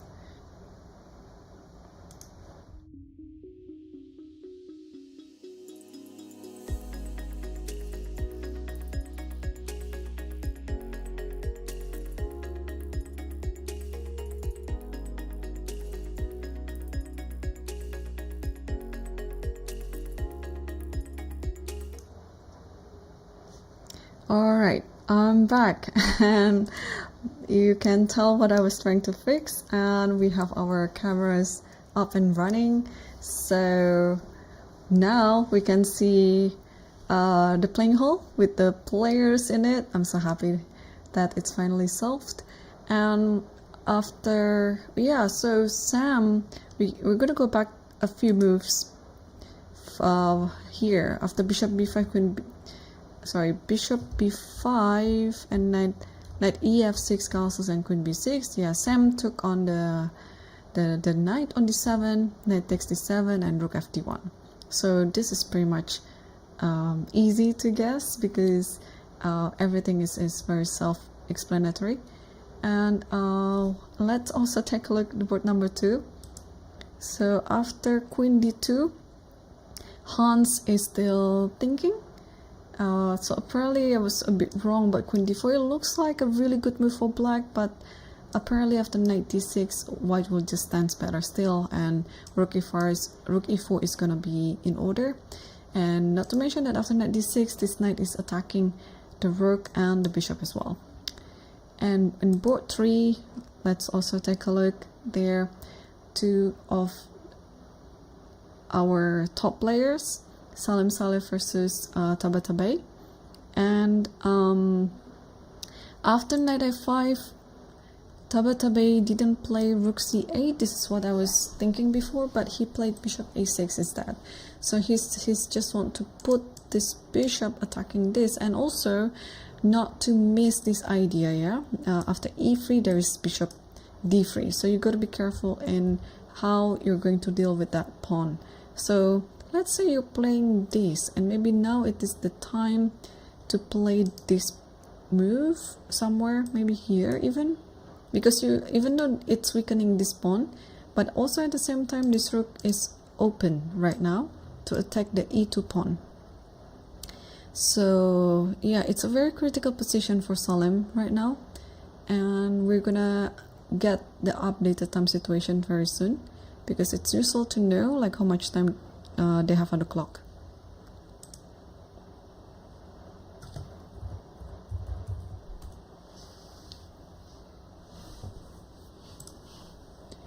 And on board 4 between Daniel Yuva versus Arjun Erigaisi, wow, Arjun played my move a6.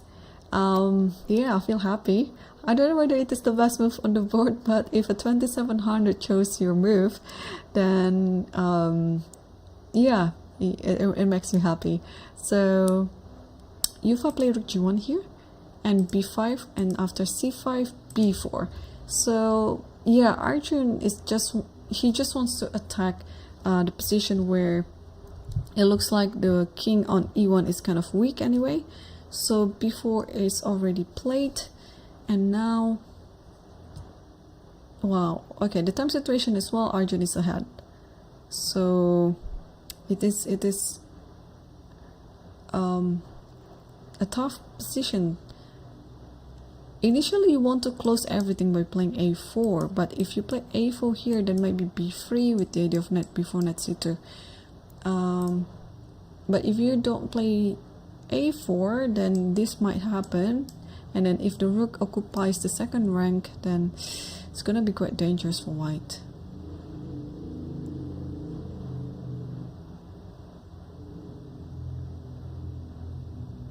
Additionally, maybe with this rook g1, let's try to make something out of this side by playing rook g4.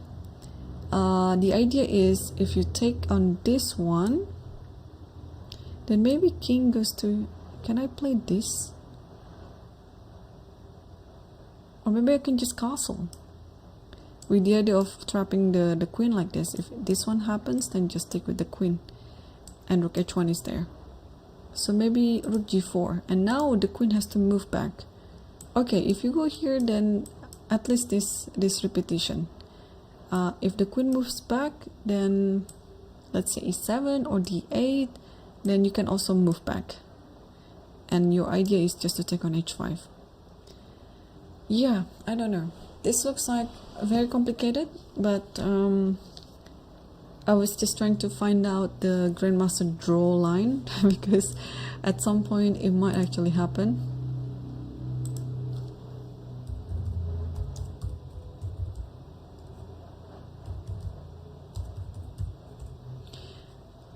Okay, our board 5 unfortunately is already empty. Both players agreed for draw.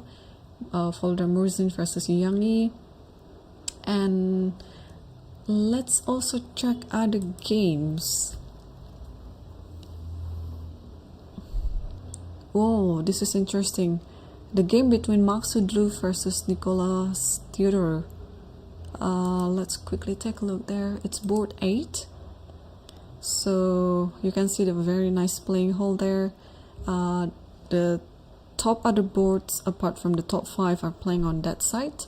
So the current position, you can just tell like how amazing it is. Let's evaluate. So Theodore sacrificed a piece in order to get this position, and apparently it's a bad decision, because according to equal bar, white is better. Is it a sacrifice or did he blunder? Let's take a look from the start. So it was a King's Indian, takes and g4, queen e7 here, e5, takes and queen h4, king d2, bishop h6, and queen d3. Okay, so it was a sacrifice then, but this might be a bad call. Yeah, it looks like black is attacking, but after queen d3, maybe he was thinking to put some piece around f2, but the thing is, this rook and the bishop are quite underdeveloped. So, and does black have enough time to sort it out? Maybe he was thinking of putting the rook on d8. So take this one first, and after you take it, and then rook d8. But maybe in this position you will have such a strong center, you can put your knight on d5, and if this was taken, then takes this, and then you are kind of protected behind this barrier. Is this the move to go?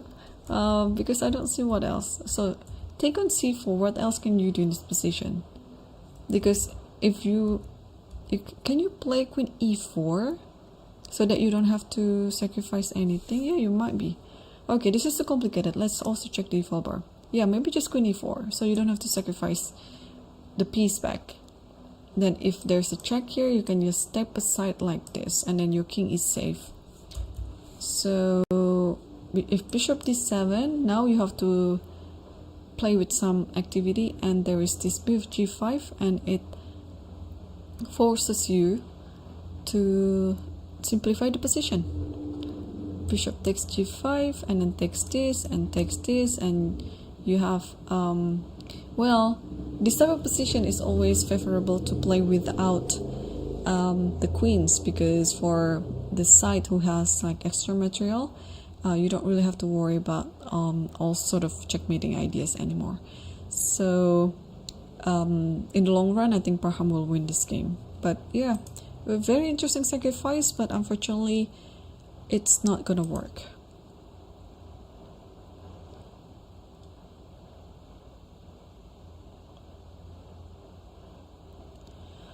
Alright, apart from that game, what other games are we gonna watch?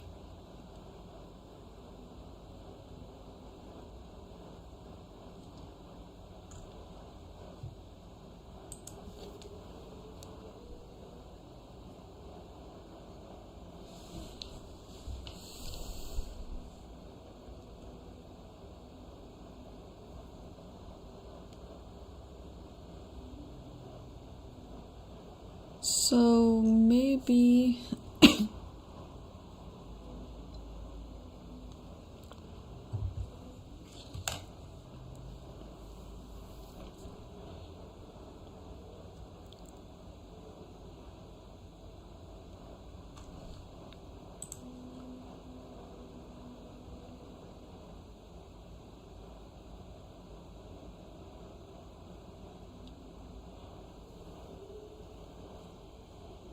there's already one other game that's finished, but between Erdogmus Yagis Khan versus Banus Tamas.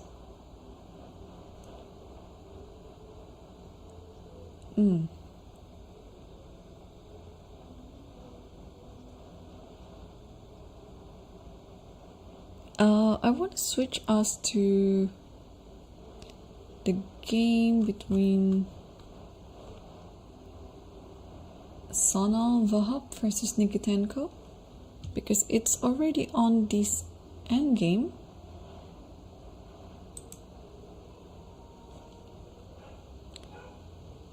Let's see, it's on board 36.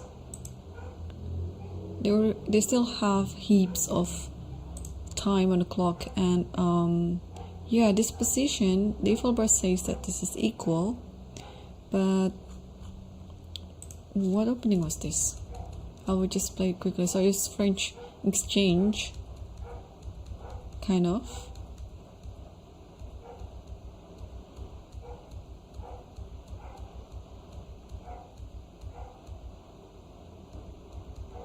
Ooh, h4, threatening a mate on h file, so you gotta play g4, a3 here, takes here. Alright. And trade the rook, and bishop c8, push, rook e1, and then b4, takes, rook here. And now, now what to do?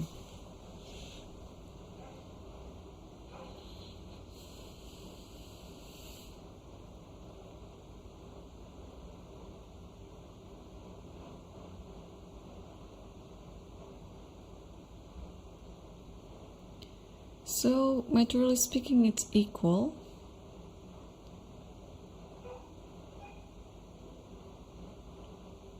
If the bishop moves, then maybe cb.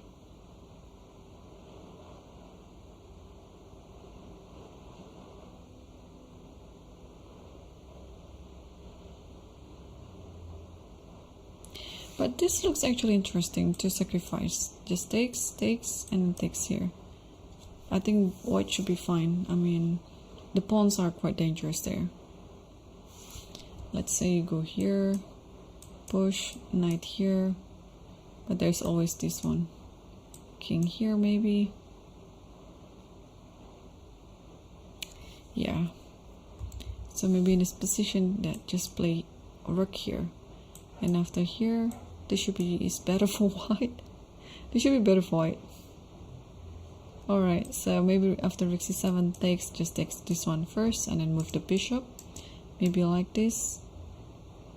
And yeah, it should be still equal, but there's some twist in this position. Okay. Let's move up again to board 1 between Shankland versus Aravindh. What do we have here? So the last move was rook fd1 and rook fc8 was played. And e4. Okay, so Sam just tried to simplify everything, and by doing so he has put his rook on the 7th rank. So this is, I think, a very practical solution to the position. And also, not only that he has a rook on 7th rank, the pawn will serve as a long-term weakness here. But as usual in this type of structure, the bishop is always better than the knight. So while white has something, black also has something to compensate it. Yeah, I'm not gonna be surprised if the game ends with a draw.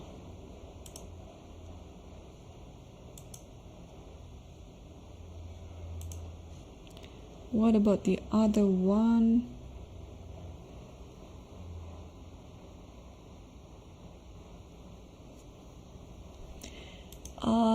Hans is still thinking, or he's not? Okay, queen d2 is already played and he took on e5. But this allows this discovery to happen, takes, and now he's still thinking again. Alright, so he allows this exchange sacrifice because the knight on e4 has proven to be very, very dangerous. Okay, queen d2 is coming to h6, knight goes to g5, and then trying to get a checkmate on h7. So he decided to just trade everything like that. And now, of course, technically speaking, that black is worse, but it's still not the end of the world yet, because this bishop on b7 is a very strong bishop. It can be like a very dangerous bishop toward the king, with the queen to c6 and attacking g2 with a checkmate. But of course, Daneshvar is a very strong grandmaster too. He will try his best to create more advantage, especially now he's up in material. Alright, so after c5, what can we do about this? Maybe if queen goes to e3,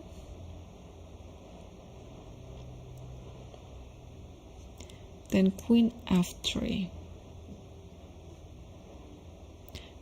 and after, sorry, queen c6 and f3 maybe, just like that. Yeah, it should be fine. Wow, so this could be an upset in this round. So we'll keep an eye on this, and let's move on to Salem's game. So after bishop a6, he decided to play bishop f1 to protect the pawn on e2, and Tabatabaei just moved queen b6.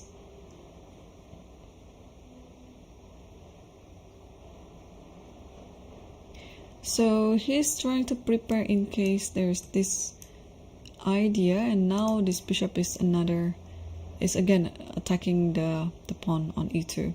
So maybe you have to come with rook e1 like this.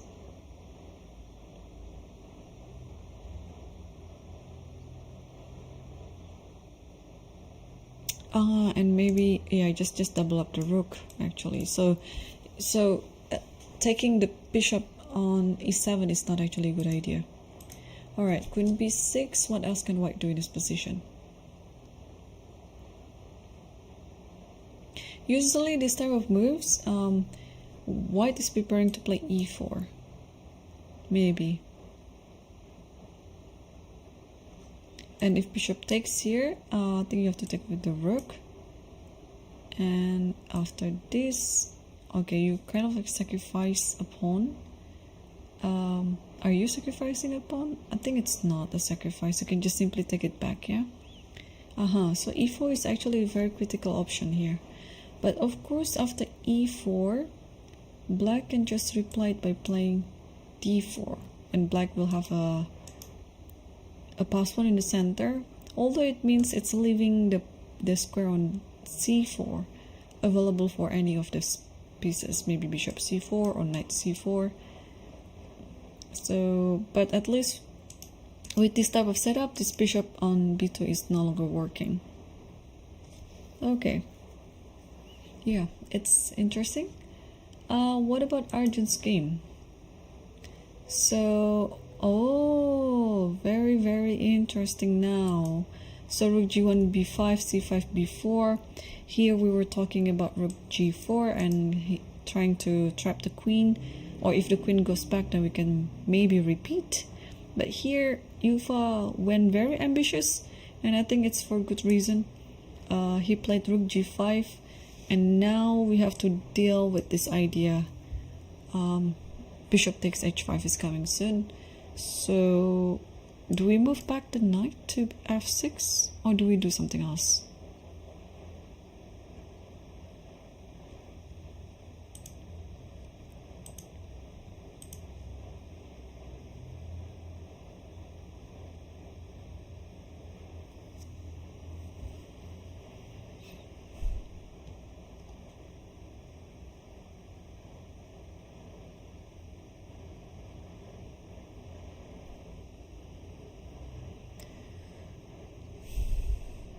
Or is this a good inclusion to take on a3 first? Because if you take a3, okay, let's say bishop takes h5, then ab first. And now, yeah, I don't know. I'm not too sure how to evaluate this position. It might be fine for black, but it is a lot of risk. So let's say rook b1 and then gh. Maybe d5 here actually. Wow. Or even a move like knight g3 is also very dangerous. Just want to take here, or even take here and then here and then queen h7. Wow. Okay. All right. So maybe it's wise to just pull it back to f6. Is the queen trapped?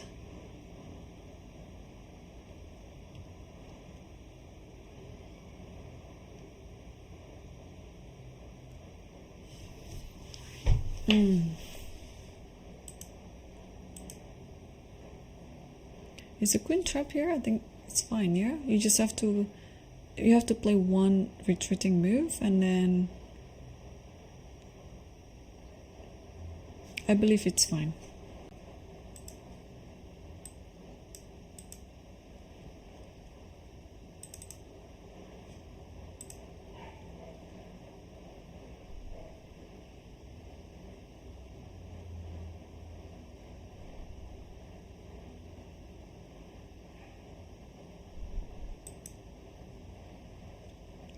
Okay.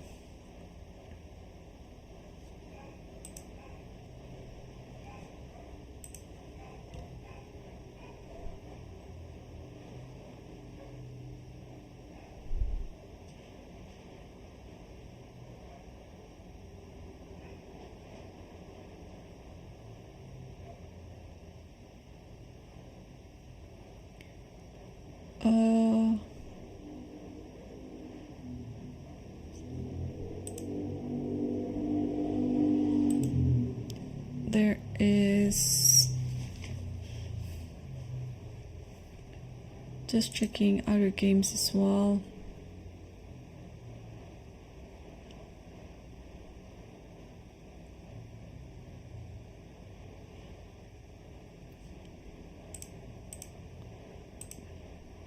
Oops, I kind of like closed that board. I'm so sorry.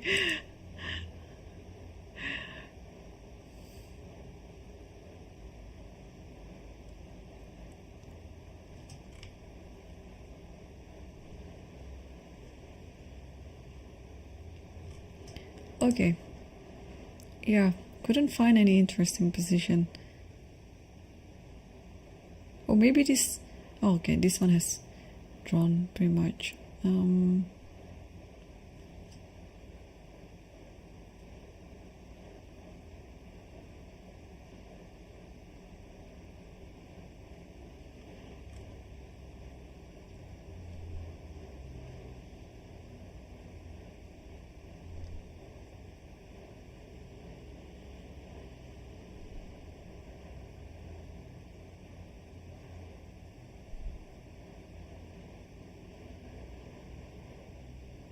Oh, let's go back to Sanal Vahab versus Nikitenko Mihail again, because I saw some funny line in that game.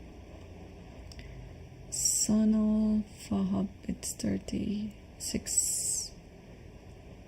Alright, so we saw the position after rook c7, and here Sanal played rook f1. So in hindsight, it looks like the king will just move, right? It's an endgame, so you want to bring your king to the game as well. But in this position, maybe it's good to play bishop d7 now. And then after here, then rook f7 check. And after here, yeah, you take it with the rook, and I think this position is close to winning for white. So after rook f1, I think you still have to play king g7 anyway. You have to stop the rook from entering the f file. And after bishop d7, now you can think what to do in this position. There's one funny line as well. If c takes b4, let's say, and here, can you actually push? No, push takes on d7, take f6, take e7, take b6. Yeah, maybe not.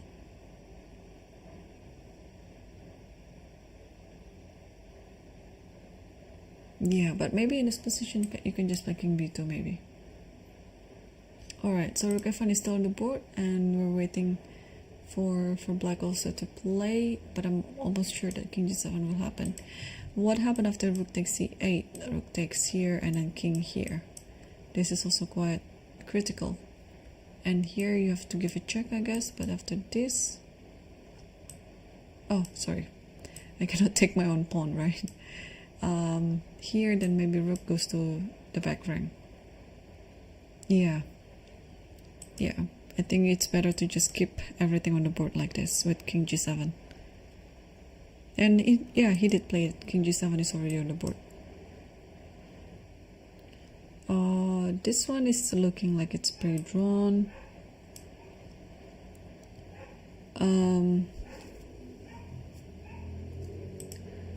The game between Daneshvar Bardi versus Hans.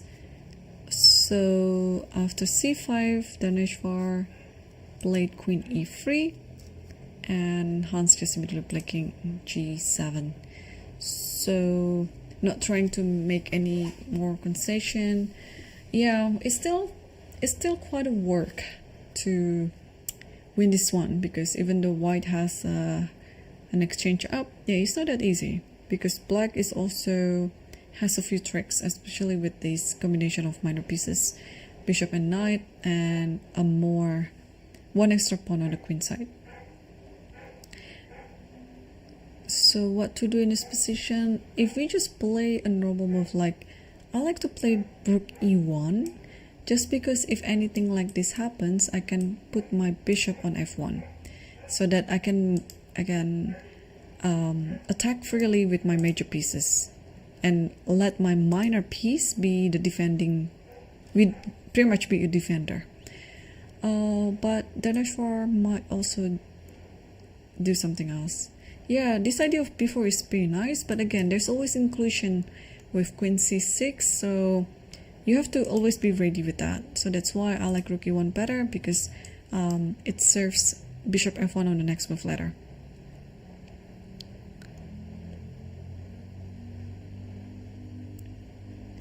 And yeah, we see that Daneshvar is just very relaxed. He's just sipping his tea or coffee and try to figure things out on his board. And meanwhile, let's take a look at Salem's game. And yeah, he played e4. So that was the idea then. After bishop f1, queen b6, yes, he didn't stop. He went for this right away with e4, because he had to try stabilizing the center. So I think e4 is very a good call. And bishop f1, rook takes f1, and now takes on e4. So this is exactly what we discussed before.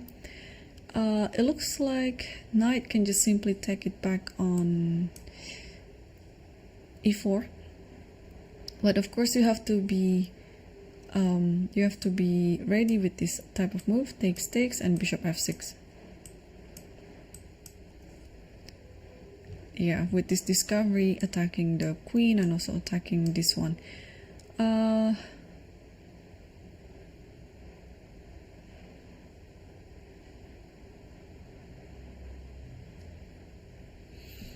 Wait, is this just losing? No, you can move back. Oh, but yeah, you can move back. You can totally move back. I was thinking just taking this, and this is already like attacking the checkmate on g7. But here you can play queen g6. And wow, this is actually quite a long thing.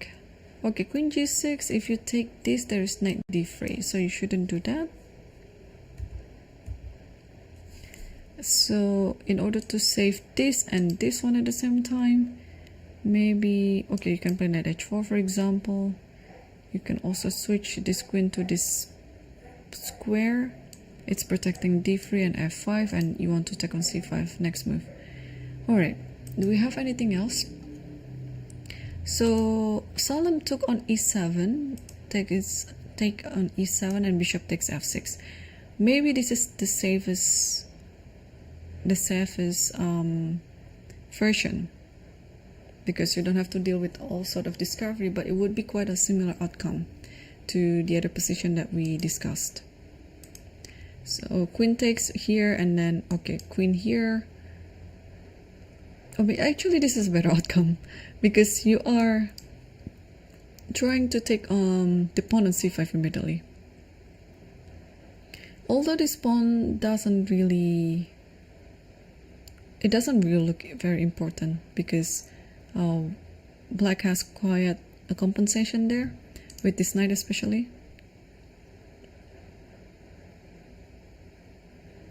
Okay, so let's figure out where does this queen go.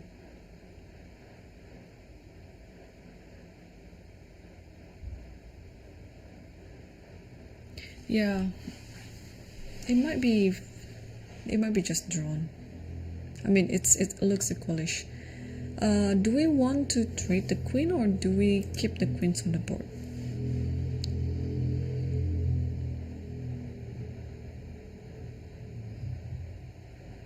I think I would prefer to keep the queens on the board. So I might just play queen f3.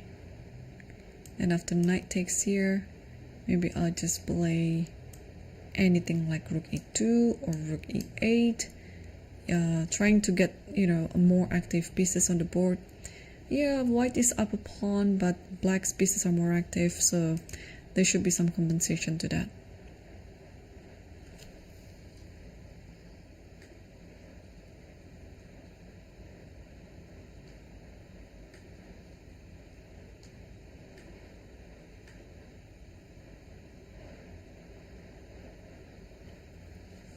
Alright, so Tabatabaei is still thinking, and what is going on the bot for?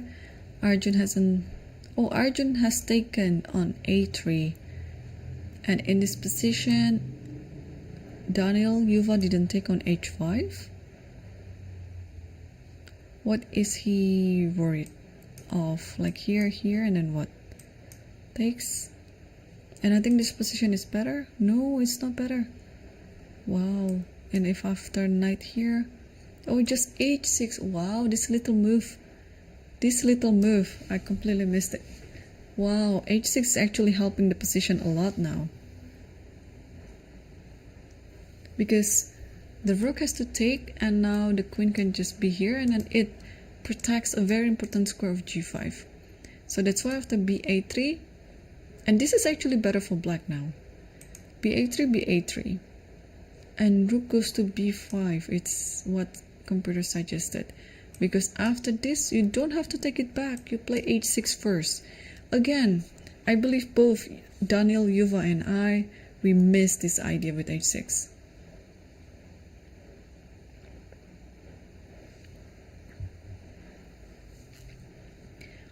Okay, so it looks like Arjun is better in this position.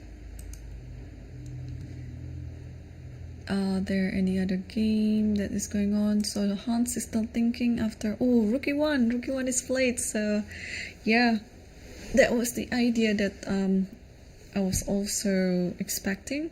Yeah, you just put the bishop on f1. This is a very good defending piece, and then you're just attacking on the queen side afterwards. Oh, queen side too, it's fine, as long as you maintain your king's defense.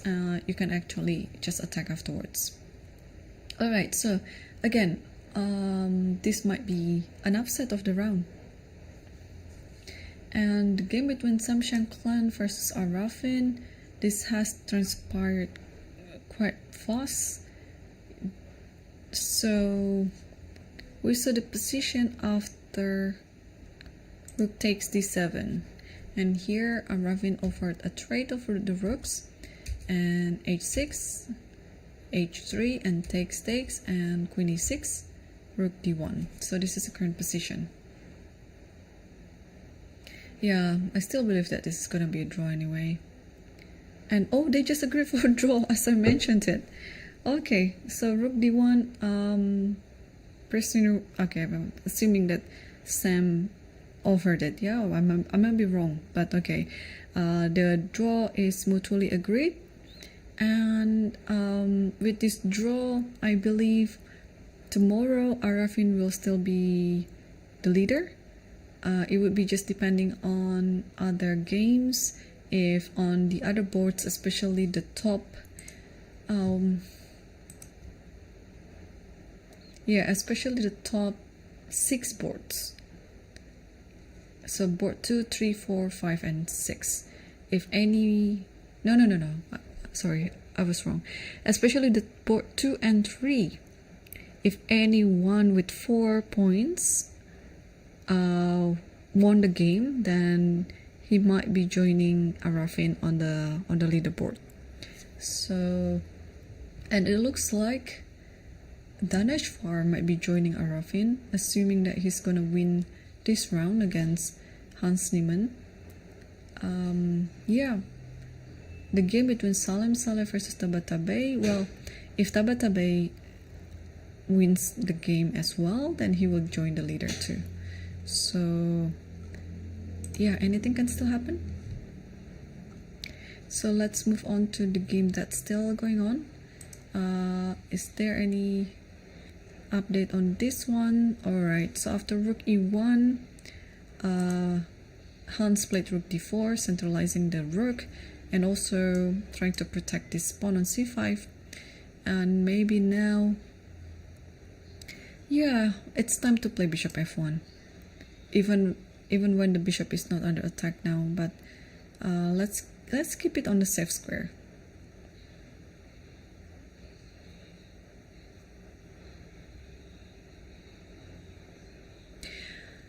But at the same time, since it is not very urgent, there's also a move like rook e7. If black tried to fork like this, then queen e5 is there. So white shouldn't be worried about this fork. But okay, I'm still inclining toward bishop f1 anyway.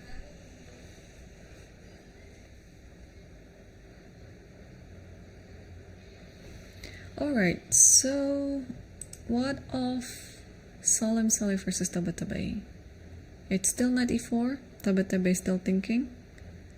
I have a feeling Tabatabaei is actually pushing for a win, because even though he's gonna lose a pawn there on c5, but the position is quite rich of initiatives.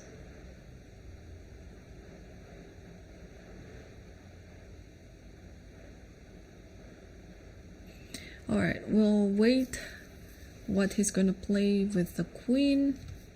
Erigaisi also still hasn't moved, I guess, after b8, 3b8, Here the computer suggested to play rook b5, followed by h6. After, yeah, rook b5, bishop h5 and h6. This is important move.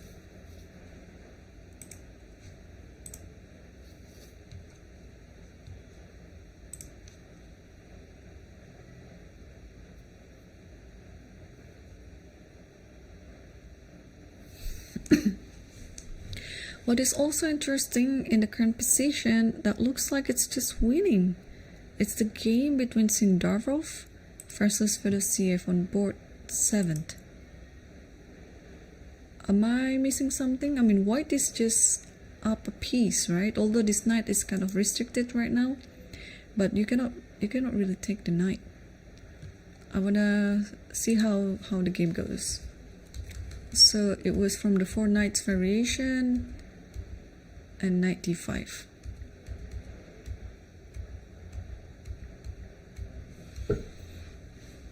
Wow, d6. Okay.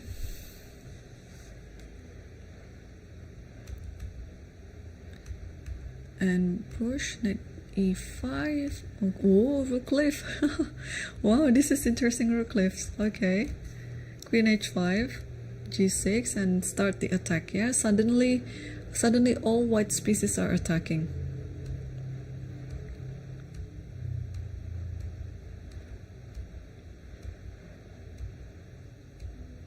Oh, and you cannot move the knight because,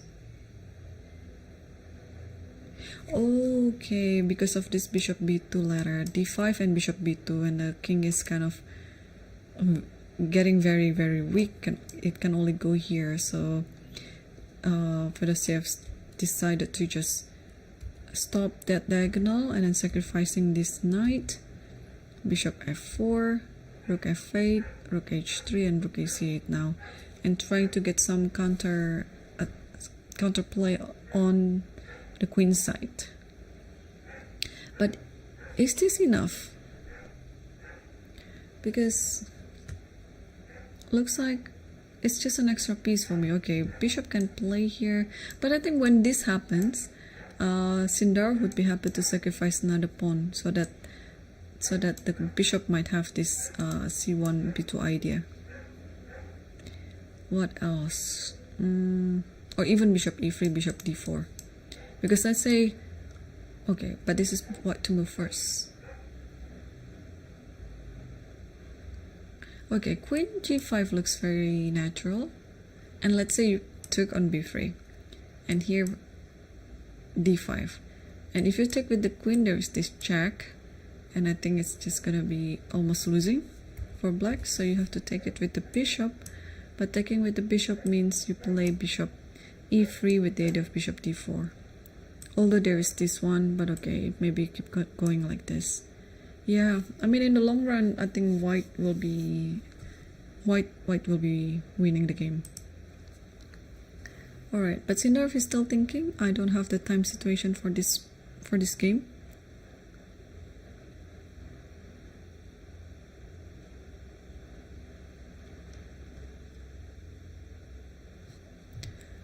Okay, interesting. And the game, oh sorry, the first game is already done. It just hasn't been updated yet on Lichess. Or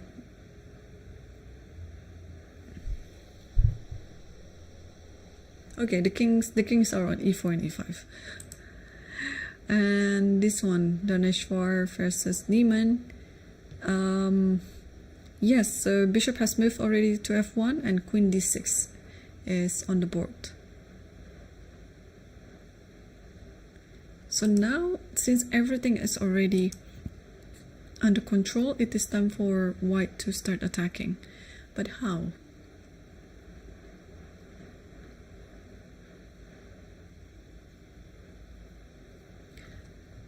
If rook e7, knight d5, queen d4, and forcing the trade. Okay, what else? Yeah.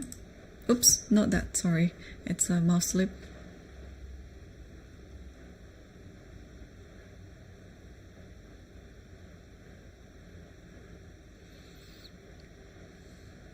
Okay, the idea is if you can trade one of the rooks with the other rook, then the position is gonna be simpler for white.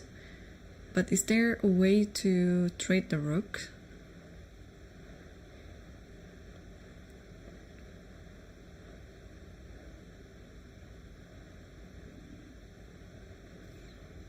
What about this, queen c3? You're attacking this. Oh wait, knight e4. No, knight e4 just takes because the rook is pinned. So queen c3. Yeah, I just want to grab this one. So maybe you have to play c4. Yeah, you just play c4.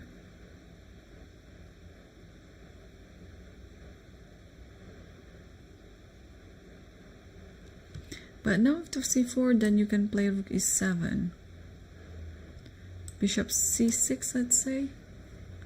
Then what's next?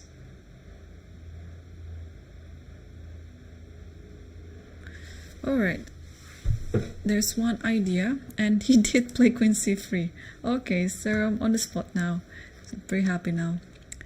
I think Hans will immediately play c4. I don't see how else, like, what better way to protect this c5 pawn. Hans still has more time on the clock compared to his opponent.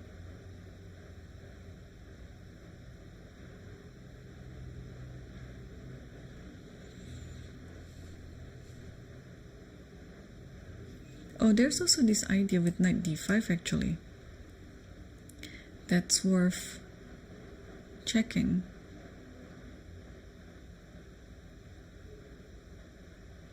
I guess after knight d5 now you can put the queen to g3 because there is no more attacking on that side of the board.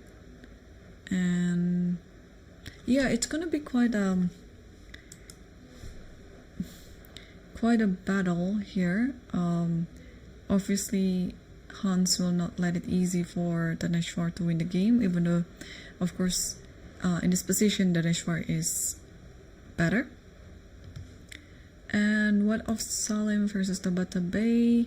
Still hasn't moved yet. Wow, so Tabatabaei is really calculating everything now, because the queen can literally move to many good squares here. It can move to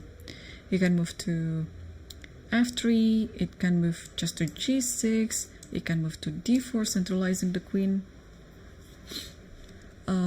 Yeah, You can move to h6 if you want to. I don't know what's I'm trying to get out of that square there.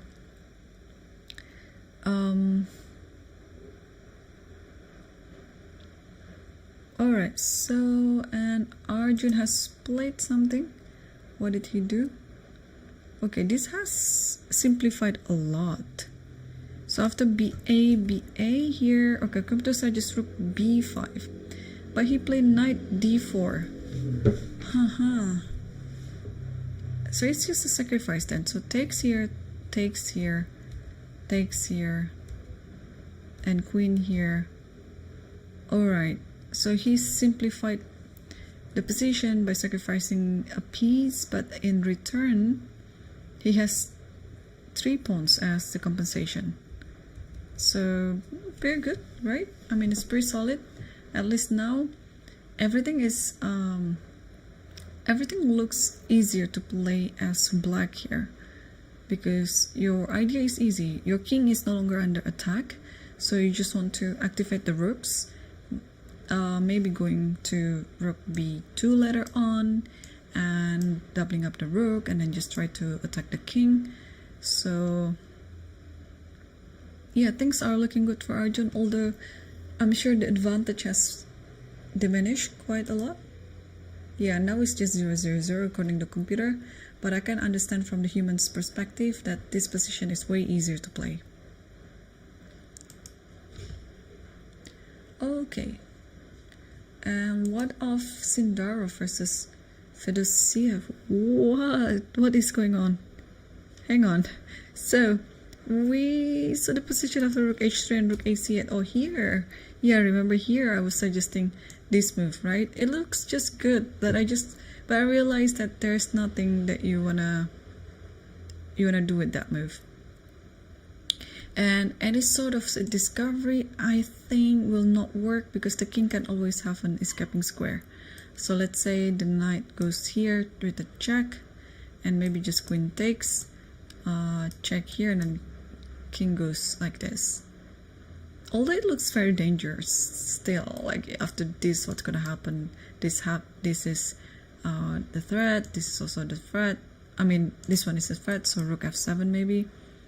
But maybe the king will just safely nestled in the center of the board like this, so it should be fine. But Sindarov played g4, which is, of course, it should be the best move here, because it's just threatening mate. Now black forced to take on g4, knight takes g4, and you cannot take this bishop because it's just gonna be how many mate, like check here. No, at the very least you have this check and takes this. So maybe you can actually include checking this one first here and check this and then take this, if I don't want to find anything else on the board. Yeah, this should be enough to win. So that's why after g4 takes, you cannot take f4. Black has to play h5 to stop queen h7, and now bishop h6 check, king g8, and knight just go back to e3. So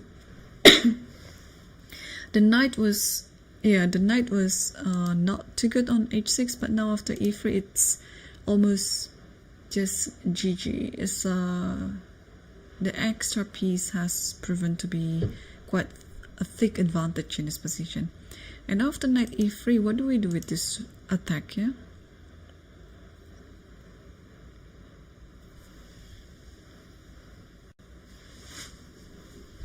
so knight e3, rook f7. Yeah, stepping away from the attack from the bishop, and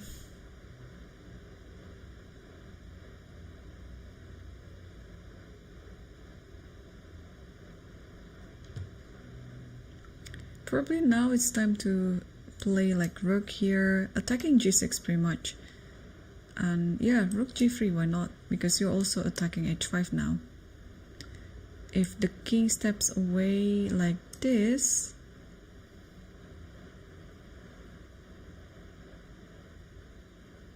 then okay, bishop here. Yeah, it should be fine. Alright. Sindarov still figured things out, and let's see the second board again. Daneshvar versus Hans Niemann, and yeah, actually queen c3, knight d5, and now not queen g3, but queen c1.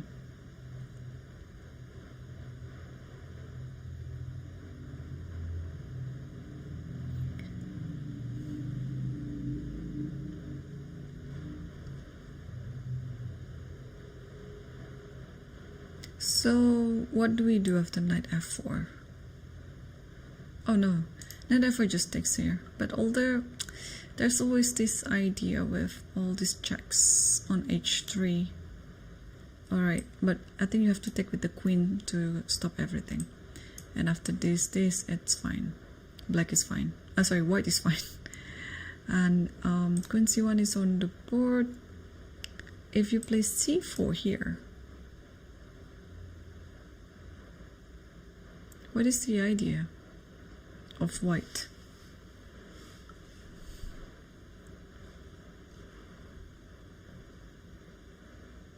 So Daneshvar still has 21 minutes and Hans, he has 24 minutes.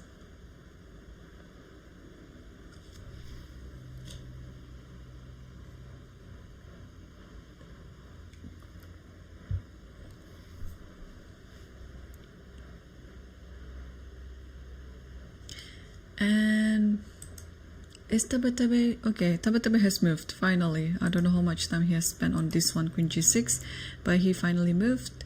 So wondering what is the idea after knight takes c5, if this was the move, but he didn't do that.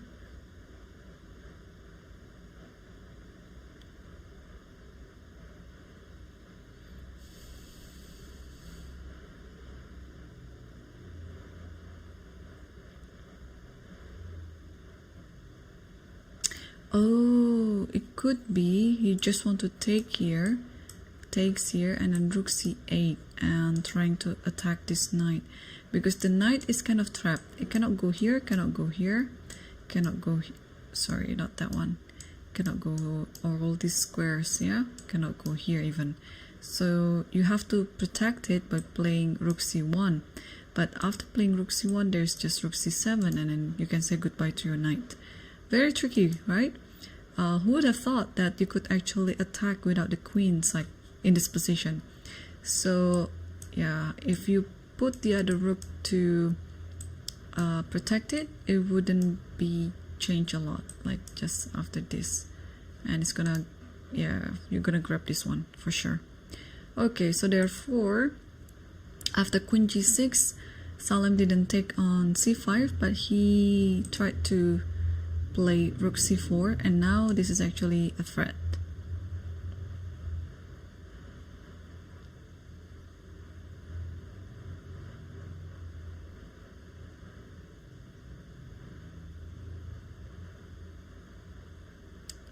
Yeah, how to continue with this position?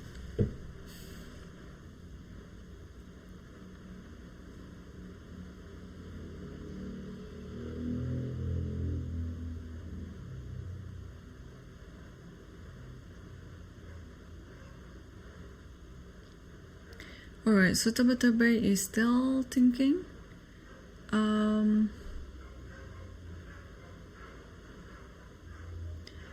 I think we can also switch to the top 4 game, and there's some queen exchange offer.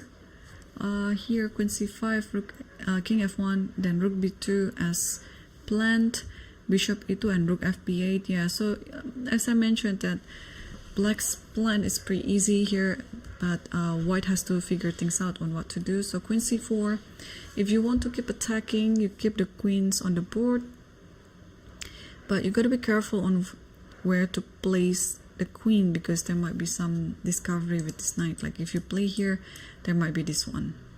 So, but if you are running away with the queen, maybe queen b6. Yeah, queen b6 look good. It looks actually pretty good. Like queen b6 here, why not? You're protecting everything.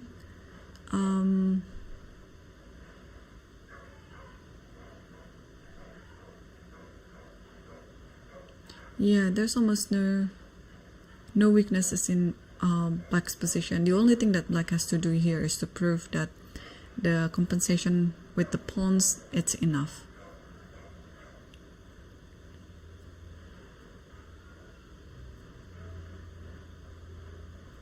Alright.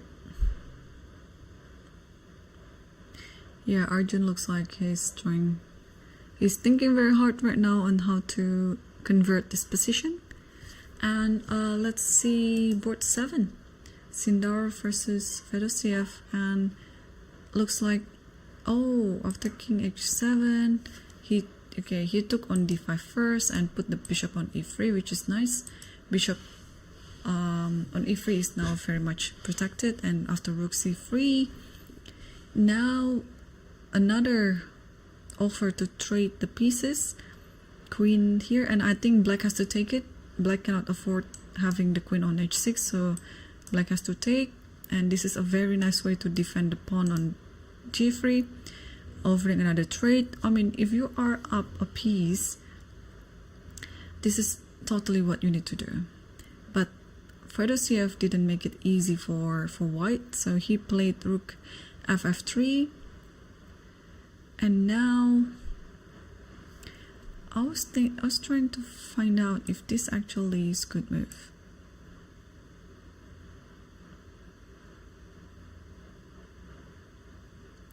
And then just get this pawn. Okay, let's say takes, and takes here. Check, it go here. So if it's not a check, if you go here and trying to get to this pawn, at least you have bishop e3 back again, and king g2 is going to be there. And yes, rook ff3, Sindarov played this counter play with rook a1, allowing rook takes b3, but also at the same time white is setting up an idea to take on a6.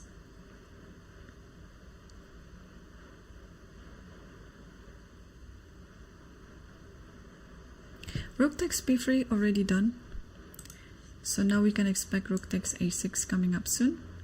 What about we grab all the pawns? Takes this, and okay, alright, we have to stop it, let's say. But okay, this position is lost. Yeah, you can play maybe rook here with the idea here, and then takes this. Yeah, with this extra bishop, it's easy to play. Also at some point maybe you can just play h4, try to protect everything like that.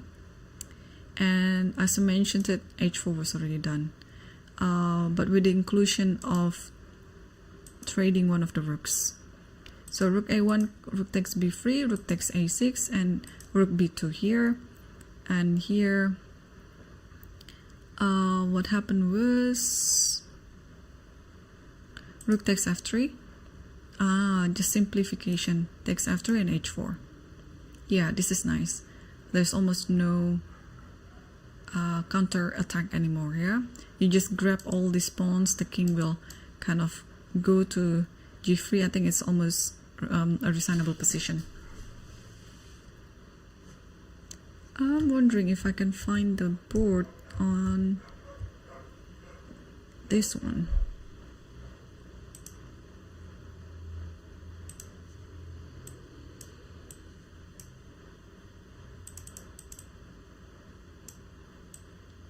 Alright, to the left, and since it is board 7, it should be somewhere all on the left side.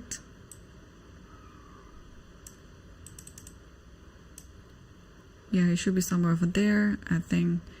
Alright, h4 is already on the board, and I expect some resignation in this position because there's nothing else to play for black.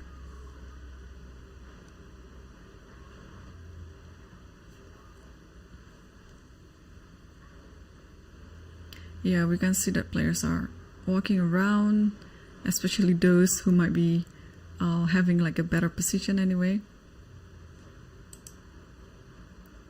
Okay.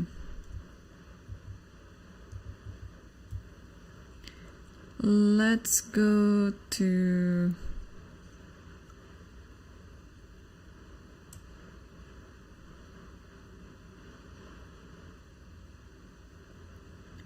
let's go to the top board and update ourselves on the game between Daneshvar versus Niemann. B3 is already played. Yeah, things are going to move very slow in this game, because you're not gonna, unless you're blundering something, then we can see the result very soon. But yeah, things are gonna go very slow for both sides. And what about board 3? So Tabatabaei decided to kind of hold on to this pawn. What happened after this? Maybe you just takes the queen, and what's next?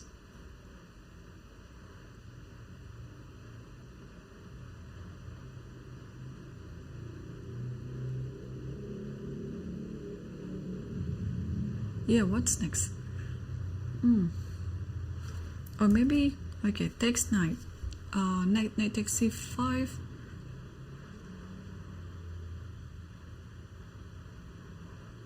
Oh, maybe you just take the knight. Takes like this, but I mean, this should be drawn, but how? Just rook here? No, rook here, rook a5.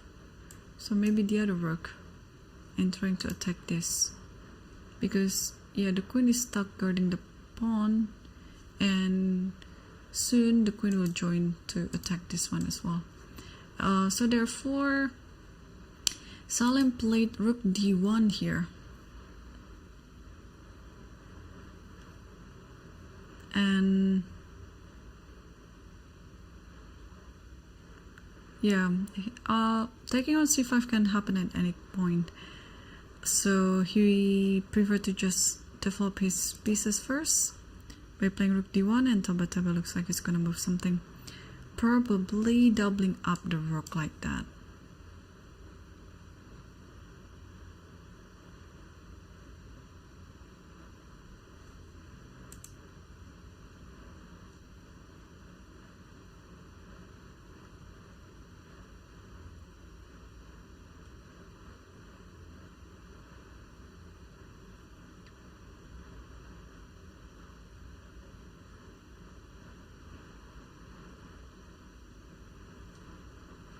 Oh, and he played rook e6. Okay. Rook e6. So now if takes, I'm still trying to understand this idea. After the pawn was taken, you allow this, and then what's next? I mean, okay, just maybe just play this position. Yeah, it's this endgame is just drawn like without without so much on the board, and then just keep a position like this till the end. So okay, rook e6 is on the board, so my prediction is it's gonna be a draw on this game. What about Arjun's game? Yeah, so after queen c4, yeah, he didn't grab the queen, so he played queen b6. This is a very good square for the queen. Rook g d3, and then c6, and knight back to f3, d5. So slowly but surely here, black is trying to maximize its advantage with the pawns, and e5, c5, queen f4. Alright, so Arjun is still standing better here, and also yeah, the pieces are looking nice, but now how to continue this position as black.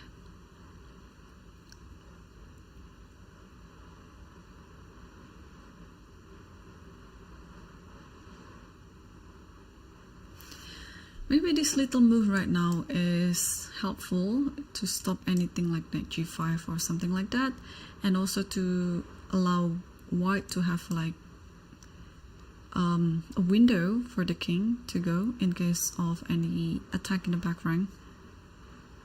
But what else?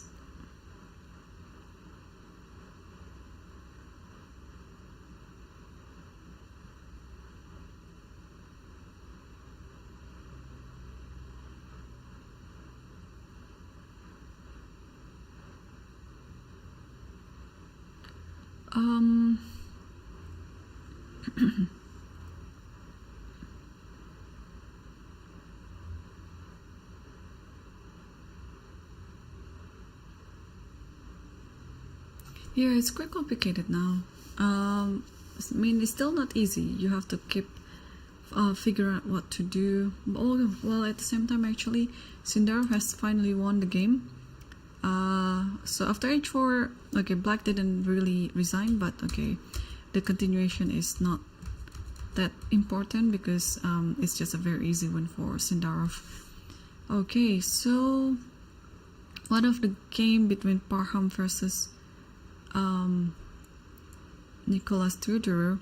So Parham had an extra piece advantage and he still maintained it right now. Okay, I think he's trying to nurse it.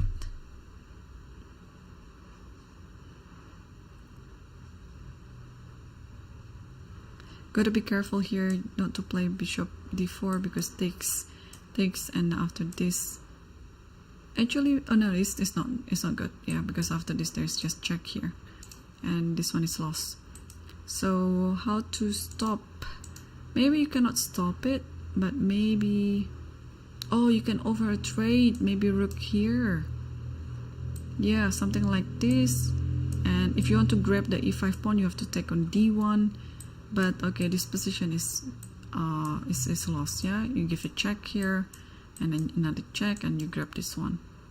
If your opponent offers this, then maybe just losing like that because of this pawn. Okay, so yeah, he did it. So rook h d1 is already on the board, and this is how you save this e5 pawn. So if you don't want to trade the rook and play the rook elsewhere, maybe to b5. Okay, b5, actually there's this one as well. So if rook goes to a5 maybe, and now it's time to play bishop d4, and because this pawn is such an important pawn, you have to hold on to it as long as you can. Yeah, it's a very important pawn, so if you are going to lose it, you have to get some compensation out of it. Let it be like another simplification or also another pawn or things like that. So rook h d1 is already on the board. Yeah, this is a winning position for Parham. Alright, let's quickly move back to the top boards again. Things again moving slow in this position, one move after another. Gotta be careful not to blunder anything, because also if you see like all the black pieces are eyeing toward the the king side, the knight may be coming here, the rook is also centralized, and black has quite a majority of pawns in the queen side. So yeah, white has to be careful not to blunder anything. And the game between Salem versus Tabatabaei, Salem managed to be better in this position. It's a very good decision not to take the c5 pawn too soon. So he did queen d3. It's also going to be quite a slow game, but I predict it's going to be also another draw. h6 is on the board. I think it's a very important pawn move as well. You want to get ready with all sort of the back rank, and well, now there was a threat with the queen here, but in that particular position, fortunately there's rook e8 still, so it's not really a checkmate yet. But yeah, this is a good prophylactic move. And now what happened after knight takes here? At least now when the queens are traded, the rook will protect the pawn from the side, which is a preferable position than protecting it from behind, which is going to be passive. So I think after h6, knight takes c5 is really quite a possibility. Because if you take this, then takes this. If you take everything like this and then play rook here, and now maybe it's time for the king to come, slowly protecting the pawn so that this rook can be a bit free later. I mean, white will make black suffer, but maybe in the end it is still defendable and gonna be a draw. So yeah, Salem took the pawn on c5. So well, he's better, and he's gonna prove in the long run that he is going to yeah, he's going to prove that this extra pawn will mean something to his position. Meanwhile, in the game between Daniel Yuva versus Arjun, oh, h6. Guys, I'm really happy with how I performed tonight. Like, there are so many moves in the Arjun's game that I guessed correctly, even though it's such a little move like h6 too. So yeah, this type of move is very important, especially if you don't really have any specific or concrete ideas to be played on the board. You just have to play, you know, keep making these useful moves, useful little moves, and asking your opponent the question like, what are you going to do after this? And then you can just play according to your opponent's plan. Okay, and are there still any games on the master section that almost finished maybe?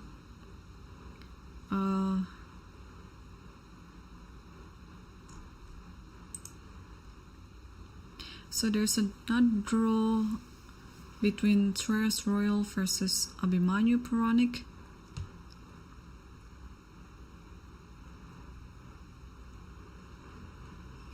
Another draw between Sargasian Chant versus Edis Gurel. And also, oh no, still they are still playing. Okay, a draw between Golami Oremi Mahdi versus Idani Puya. And a draw between Jumabayev versus Erdos Victor.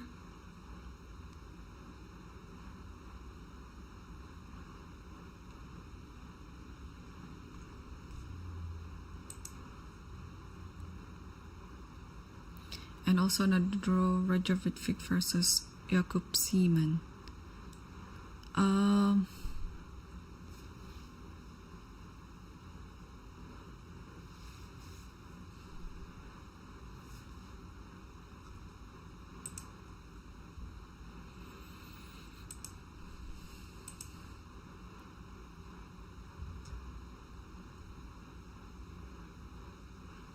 Oh, there's some trade in the game between Daneshvar Bardia versus Hans Niemann. So let's take a look at that. After h5, b3, bishop c8, and rook. Okay. This is a very good idea, of course, to trade the rook, like I mentioned before. But I don't know how I feel about this position after this trade, because white is helping black to have a pass pawn, although of course this looks like not a really strong pass pawn because the bishop on f5 can be also shaky. So rook d1 attacking d4. You cannot push it because this bishop will just take on d3.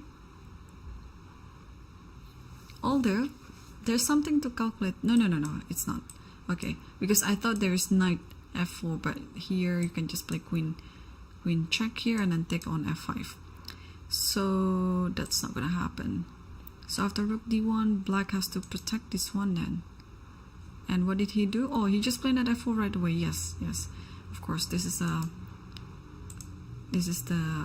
best move. And now what to do as white? Because this is tempting to me to play queen b2. It's attacking the pawn on d4, and at the same time it's pinning the king, so it cannot move to d3. So maybe you have to move back with the bishop with the knight like this to e6, and maybe this position you kind of like force your opponent to trade the bishop. So maybe this is a good move. Yeah, it's forcing your opponent to simplify the position even more, and it's the way to go. Let's see if I can find a better move than that. So after knight f4, yeah, if you don't play queen b2, black might actually push pawn to d3.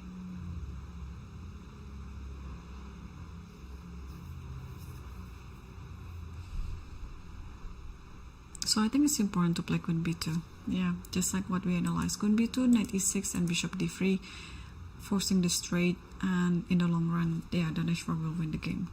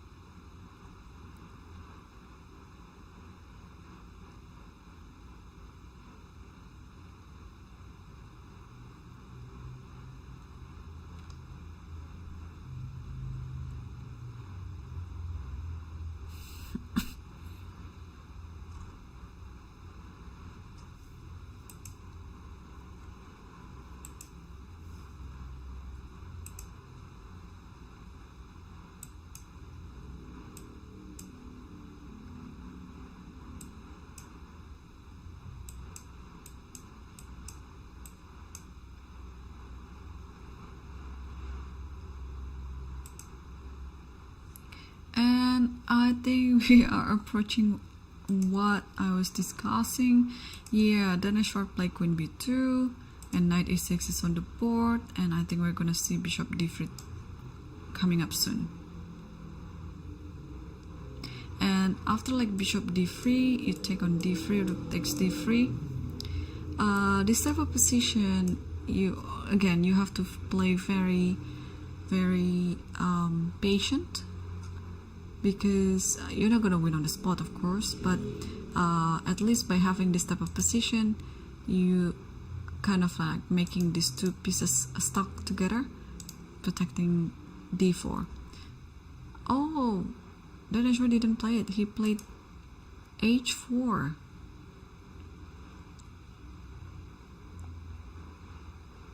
Okay. So this bishop is needed for the attack along this the pawn stand, like maybe sometimes later, like a4, and yeah, just gotta be okay. This pawn is already stuck anyway, so you don't have to do anything about it. And bishop e4 is on the board.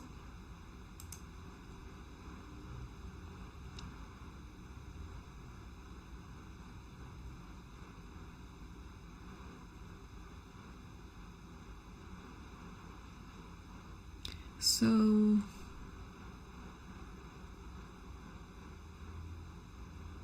are we playing a4 now?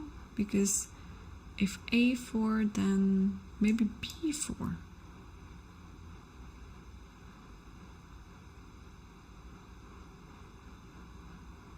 Oh, but having the bishop on e4, let's take a look. a4, b4, how are we feeling about this? Sacrifice. Takes and takes here. I think you are forced to take this because it is like kind of a discovery, and it's attacking this and maybe attacking this queen as well. And after this happens, just check, queen here, and maybe just here.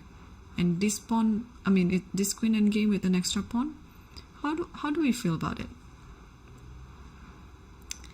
Looks like of course white is still better, but is it a more preferable way to play this game, or keep the exchange up on the board? Because let's say queen goes here, and now maybe we can slowly push like this and then push it like this, right? I mean, it's a protected pass pawn, so, or we could play something like this as well, and might be getting this pawn at some point. So I think Daneshvar is considering it. This looks like a very concrete approach, but he is playing very patient, and he didn't do that. He played something else. I just see it on the live camera. I think it's bishop e2. Oh, queen d2, not bishop e2. Queen d2. Okay, now I understand his idea. Why he played h4. I was trying to I was so confused and trying to understand this. So his idea is he wants to play this followed by bishop h3, takes this, and then just grab this pawn. That's simple.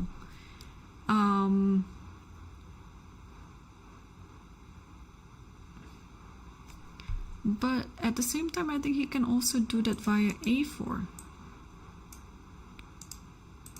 Like, instead of queen d2, like a4, if b4, then bishop here, right?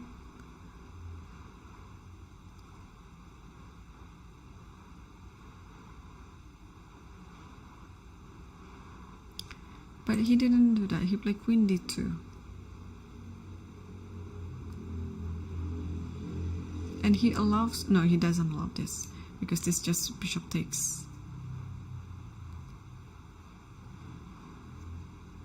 Okay. Yeah, so far so good for Daneshvar. I think he's still maintaining the advantage. And turns out Salem is also having a better endgame in this position. Tabatabaei really has to suffer in this rook endgame and try to prove that it's enough for a draw. Meanwhile, in the game between Daniel Yuva versus Erigaisi, let's see the eval bar. Turns out Erigaisi is no longer really having the advantage. It's kind of like 0-0 right now, but the position is still quite complicated. Any side here can still play for win. But here, after queen b7, white just has to watch out about this idea of d4 because the queen is attacking h1 square with a checkmate. So what about just king g1?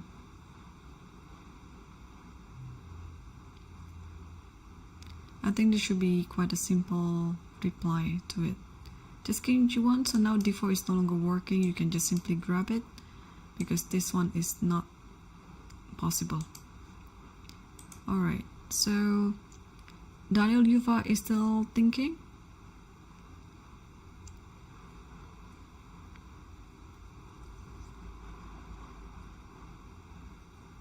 Also Hans is still thinking, yeah, after queen d2.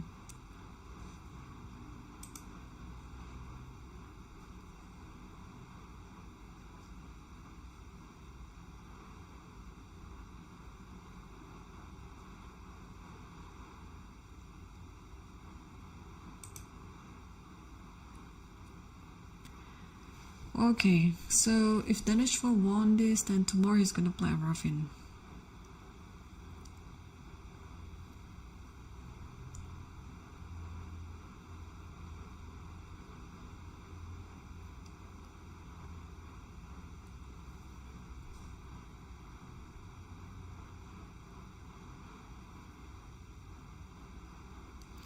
Okay, so are there any games that's almost finished or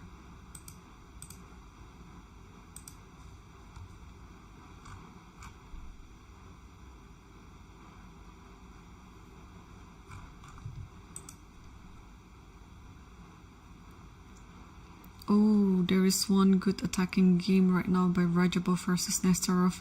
I'll just put it on the board very soon. Here we go. So Rajabov just played e6.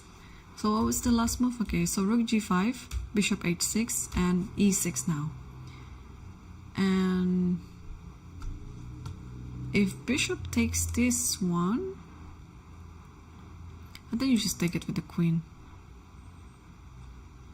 Wow, okay. I think this already technically winning for white here. Yeah, e6, such a good move. So what do we do in this position if we're black?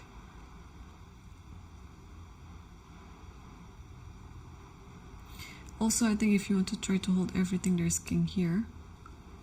But takes, nah, I don't believe this position.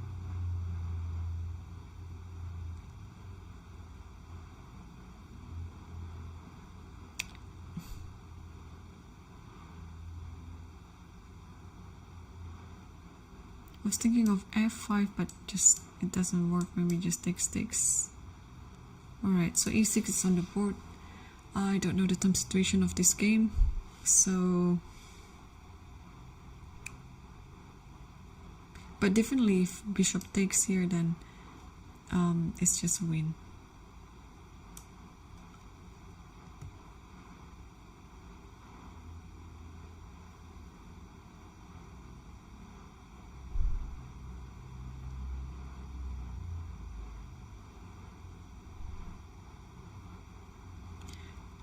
Okay. Trying to find Rajabov in the camera. Well, I couldn't find it still.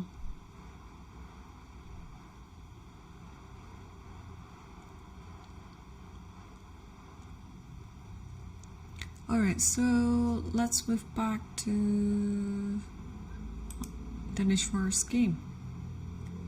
Still no move yet by Hans after Queen D2.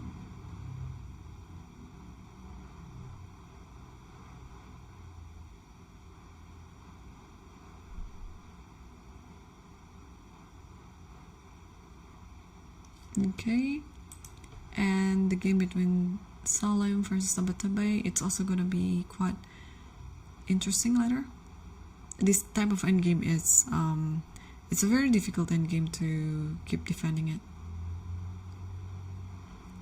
Alright, rook c8 is on the board. So now what is the idea for white if white wants to play for a win? So the rook is already here, that is cutting the king to move over there.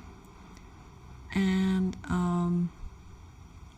but also at the same time, this rook c8, it wants to go to c5. If b6, then rook b5. So do we have a way of stopping it?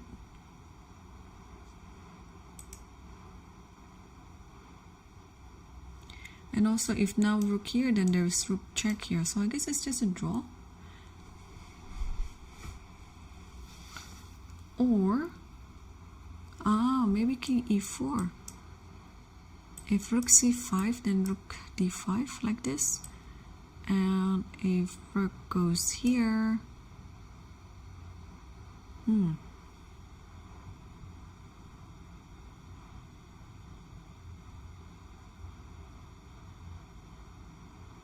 yeah, maybe that's fine. What else then? So if we put ourselves as white pieces here, what to do?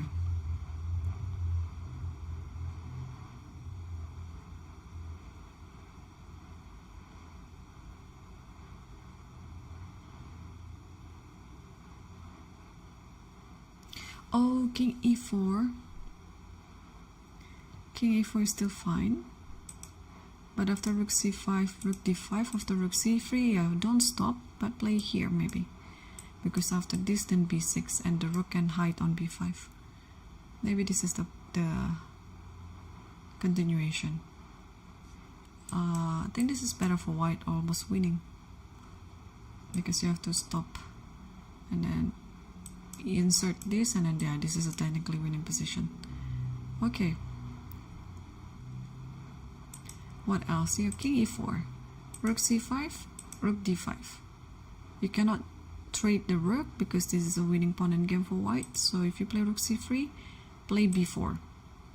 And we saw the position after ab, because after a4 it doesn't really help. It's still gonna be b6 followed by, well, depending on the position, of course. If a3, okay, if a3, of course, just b7. So that's it. I think that's the way to solve this position as white. Just play king e4. I believe the players don't really have much time on the clock.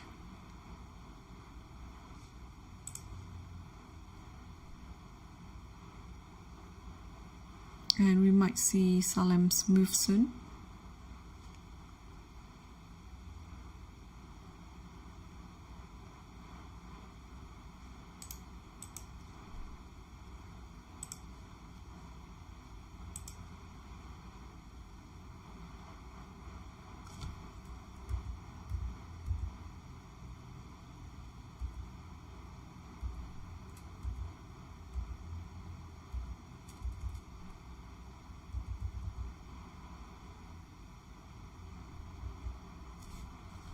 Okay. Oh, Salem did it. Salem did it. So he played king e4, rook c5, and rook d5, and rook c3. Now are we going to see b4? I think this is the best move. Let's check with the engine. King d4 is also possible. Oh, and now the advantage is increasing for Salem. Is b4 a move as well? It is okay. It is fine. This move is also winning, so I think it's an easier move than king d4, because king d4 you have to calculate every single thing about yeah, the king is already going here, but okay, both moves are winning. So rook c3 is on the board, and now Salem is spoiled with choices. He can play king d4, this is winning, b4 also wins. So which one is he gonna take?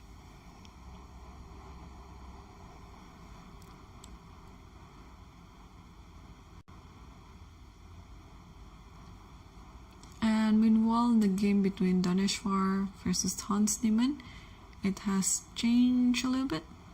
So after queen d2, Hans played bishop d7, bishop b7, and a4. So Daneshvar was preparing for that. Queen d8, ab, ab. And now you might actually wonder if this is possible.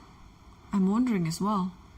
So if takes, maybe this one, yeah, takes and then queen here. So just trying to find something out of this position to play. So ab, ab. So it's best not to lose this one like that. So what do we do in this position? And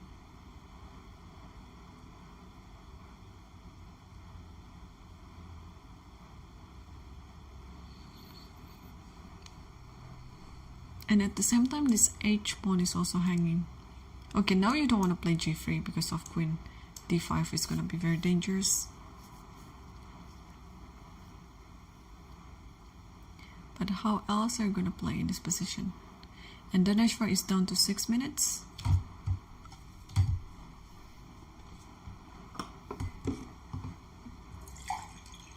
Let me have some water. He just played something.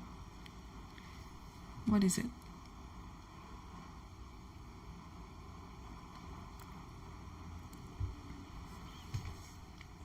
Oh, he played queen e2, so he's planning to take the b5 pawn. But now after queen here, so if bishop c6, you just simply give a check, and next move you're just gonna take on b5. So that is his plan. Let's switch back to Salem's game. I just wanna see. Ooh, he chose my move b4. Yeah. So rook c3, b4, and a4. But this is almost GG, yeah, because then actually you can play here, you can also play here. Alright, because if b6, yeah, I play b6, why not? It's very consistent to the idea. And if this happens, then play rook here. So maybe what he was worried of is maybe this one.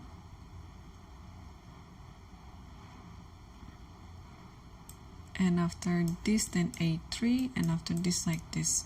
So so maybe after this, king has to go to d5, so that it's the king who's going to protect the pawn. And if a2, then rook here. Yeah, so it's kind of like the balance between the king and the rook on how to protect the pawn, and the other one is attacking the other pawn. Okay, what else then? If here, okay, of course b7, so you have to stop it. You have to play rook c8, or even, oh, maybe check here. Alright, so this is something that I missed before. But if check here, takes, and king d6,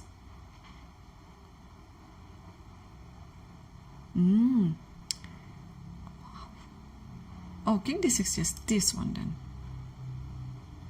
And you are just on time. Is this winning? Yeah, this should be winning. Okay. If king d7, so that you can go from this side of the board, then maybe the same here. Let's say here, here. If you want to keep, it's gonna be on time. And then here takes, and here. Yeah, everything has to be calculated. But in the end, it's still gonna be a winning endgame for Salem. So a4, b6 is okay. King d4 with a tempo, I think it's nice as well. Yeah, I think king d4 is easier to understand now. And only after that you play b6. But okay, king d4, let's say rook c8 here, and then rook here. Yeah, it's fine. Yeah, king goes to c5, and the way to stop it is via this file. You don't have to stop it right now. I think you can just play anything, like king c6 maybe.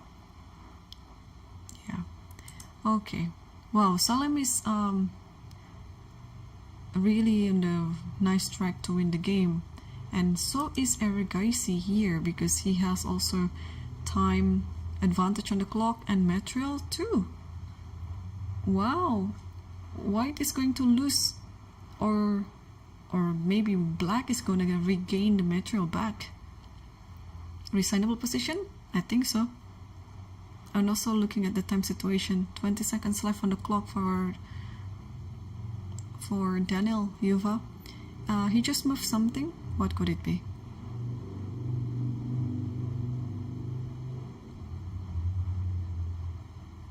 Because if it took this one, it takes, and then this one is hanging.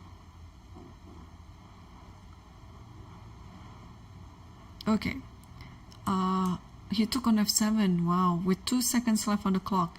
So it's a panicky move here. Now what to do in this position? Because if this one check, it looks like it's wait, check here, king goes here. It's not even a draw, it's just losing. Yeah, just take on d1. Okay, okay, rook takes d1 already happened, and white is not taking it. White play king g2.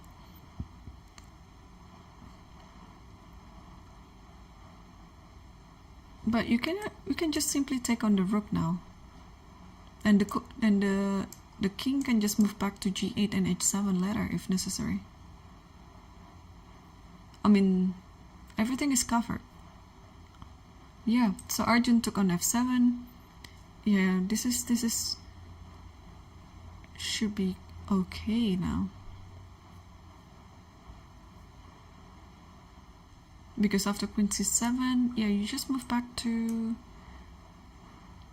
g8, hides on h7, and he did something. Did he? Did he play a move? He played queen c7. Yeah. Okay, so king g8. What else? What else is there to be on? Yeah, Arjun played king g8. Yeah, white. I mean, black has everything. He has time advantage. He has also material advantage. Yep, I think we can expect that this game is going to end soon.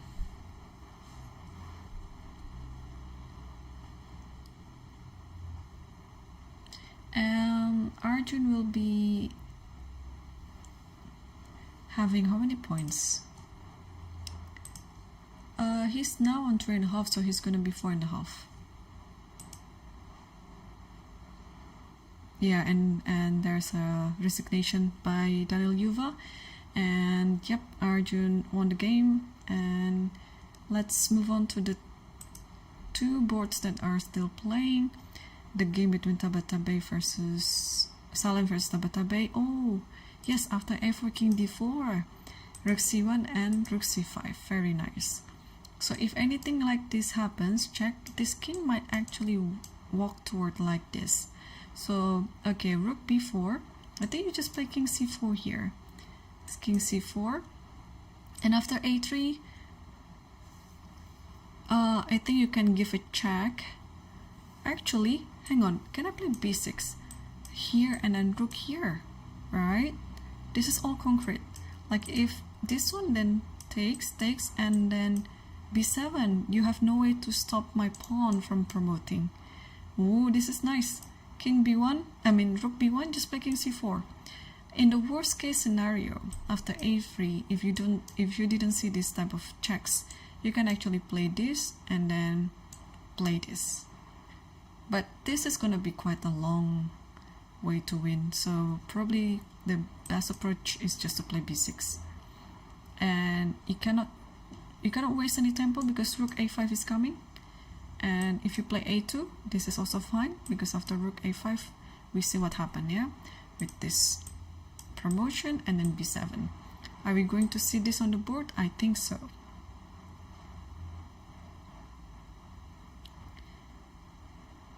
Yeah, so pretty much around this time of the game, the player should have around 4 minutes or 5 minutes on the clock, depending actually on how much time they played before.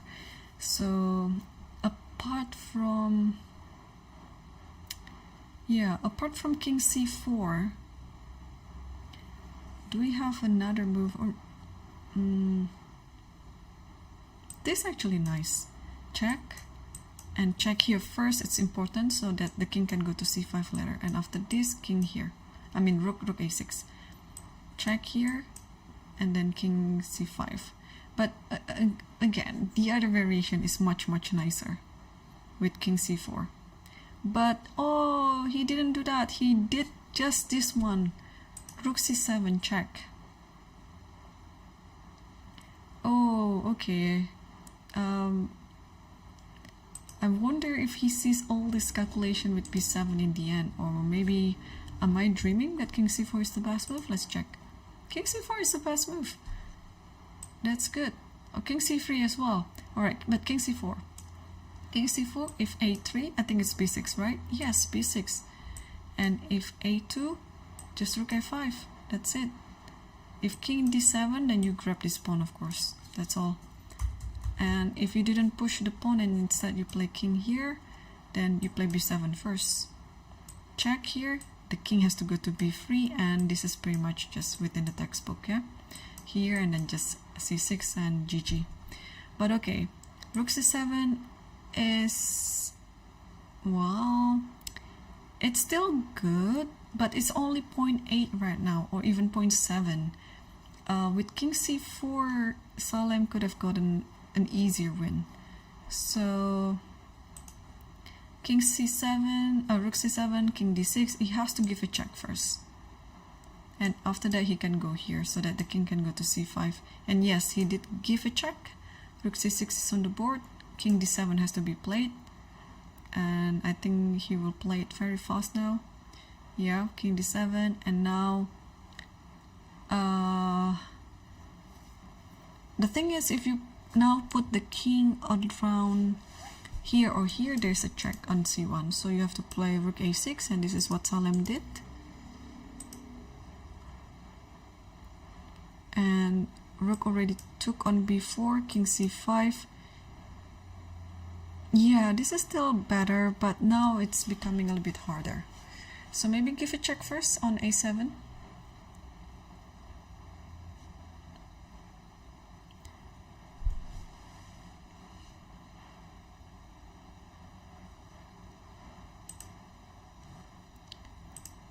What about the other game?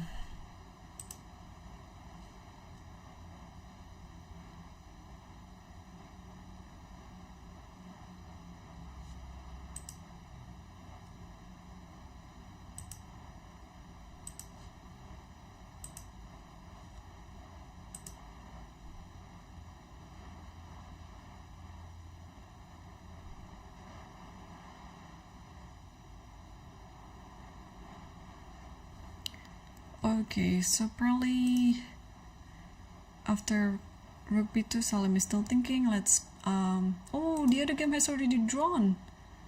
Oh, what happened? So queen takes h4, takes this. Okay, queen here. So Hans managed to save the game. Takes, and after d3, probably he offered a draw and was accepted by his opponent. So maybe Daneshvar didn't see any more win here, and let's check it if he made the right call. Alright, only plus 0.3 right now. It is not very significant anymore, and he has to move back the rook to e1 and bishop will go to d5. Let's say if b4, or if b4 then bishop b3 is going to be dangerous. So yeah, the computer says this is just 0, 0, 0. And if you play rook b1 in this position, then d2 with the idea of taking this, and in the end it will be something like this. That pawn will be traded with this pawn, and even though computer says it's like still slightly better for white, but yeah, this is just drawn. Okay, so Hans managed to save the day, and I think, judging from the current situation, it doesn't look like Tabatabaei will win the game. I think the best he can do is try to defend it to a draw, which means that tomorrow Aravindh will still be a sole leader of the Masters section. So yeah, now the advantage that Salem has is kind of diminishing. He's still thinking to get like a better position, or maybe the critical line in this position is to take this, takes, and then rook f4. But apparently this is just a drawn endgame after g5. So in this type of endgame, you just have to calculate everything, and king goes to d5. Because I guess if the king goes here, it's a bit too late, yeah? Or it's just the same. As long as you step back to c5. What if I continue with this? Still okay. This is still drawn. f3 here. Okay, yeah, this is still fine. And then queen and queens. And this might be such a long journey till the end of the game. So this is still the current position right now. And Salem is still thinking, judging from his gesture. Yeah, he has to move fast. He might not have time on the clock. And he took on a4. So he took on a4, and immediately rook takes f2 like this. And if we see one of the lines with rook f4, then this is going to be drawn. But also at the same time, are you going to care about this pawn on h2? Because sometimes you might actually want to grab it. Like in this position, b6 is an interesting idea, but maybe after this it's kind of like stopped. Or even in this position, you just take on h2, it's fine, because the king is quite close to get to c7. Alright, our view is currently blocked by the arbiter, and there you go. Yeah, I think Salem is totally thinking about rook f4 and then trying to decide whether this pawn endgame is winning or not for him.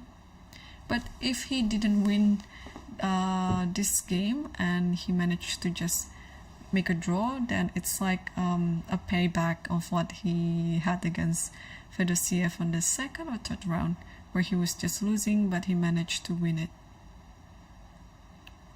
He's reaching the h-pawn. Is he going to play it? So this is still the current position.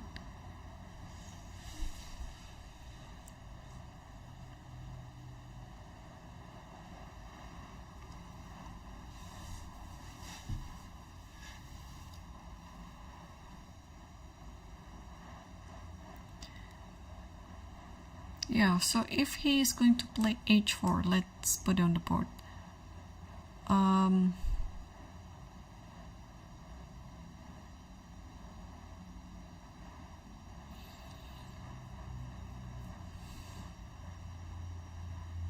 even a move like king c7 should be fine. Because after check, then you just bring your king there. The rook is protecting everything on f7. And then you can come with g5 idea and so on. So Salem has just moved something. What did he do? Rook f4, I guess. Rook f4! He did it! But again, Tabatabaei has to figure it out very quickly whether he could take this rook or not. The easiest way is of course to take it, but then it's gonna be a risk in the opponent game. But as we saw in the opponent game, it is still a draw. So the way to make it a draw is just to take, and g5. This is it. Yeah, so Salem is just counting on the time that Tabatabaei has on the clock, because if he didn't take it, it's gonna be quite a disaster. He has to take it. Alternatively, there's this check, but this check will make it things also hard. Let me see the evaluation. Should be still fine as long as he move f6.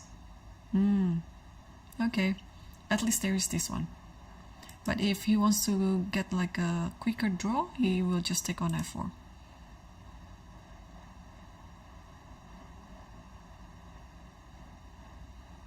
Yeah, wonder what he's gonna do now. I believe his time, yeah, we don't have an updated time situation on this one, but I believe it should be like below a minute.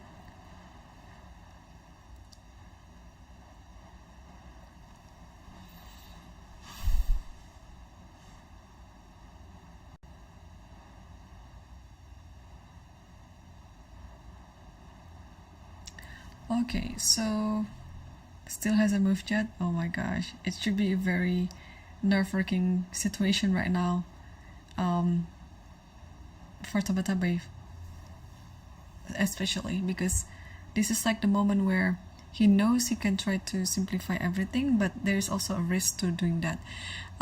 It's always easier when the rook is on the board, because with the pawn end game you have to wait, what's happening? Oh, he gave a check.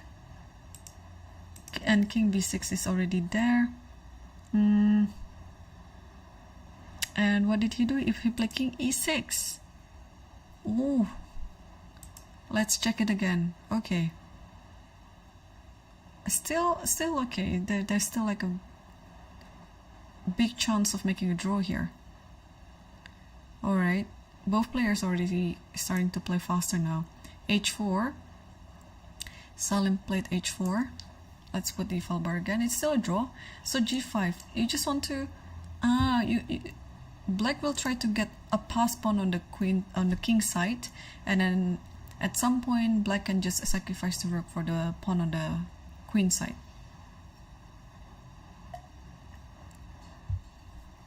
And he played it. He played g5. Okay, you have to take. Takes, and then wherever the rook goes, maybe to here, and then just go f5. Yeah, that's the idea. It should be quite drawn now.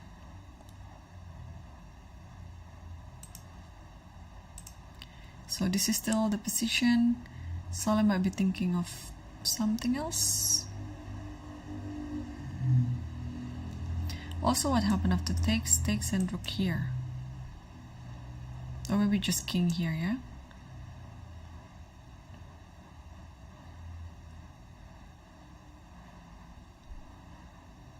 Okay, the position is still like this with g5 on the board.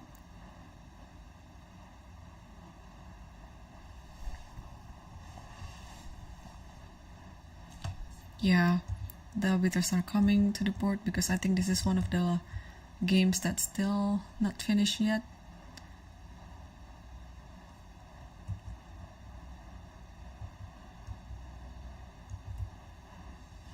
And he didn't take it, he just played rook, where is it? Rook b4 or rook a4?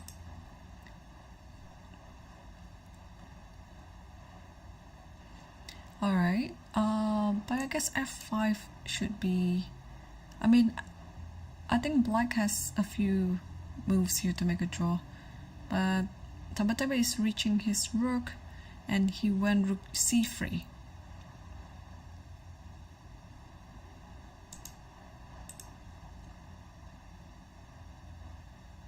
Okay, so he called it right away, yeah, so he can just grab some advantage on the king side and then sacrifice his rook if necessary later, because he will have enough pawns on the other side of the board as a compensation. And now Salem took on g5 and Tabatabaei also took on g5. And maybe if g4 happens, then it's time to play f5. I think he did it. I think he did that move, yeah? Yeah, g4. Okay, so f5 is gonna come very soon, because that's totally the idea of this position. You create some counter attack on the other side.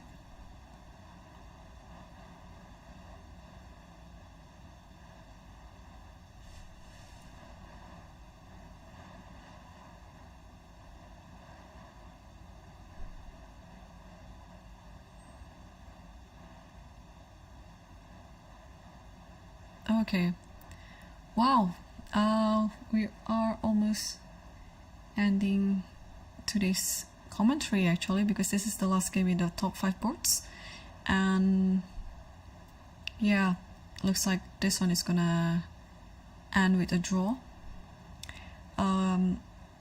What happened? Oh, Salem took on f5. I think king will take this one for sure.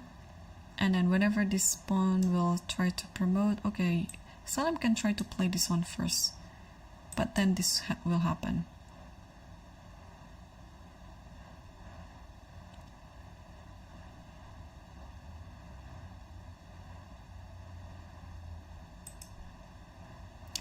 But this is still the current position right now. He played king a6, allowing the pawn to move further. Alright, I think Tabatabaei has to play rook b3 first, just to be standby behind the pawn.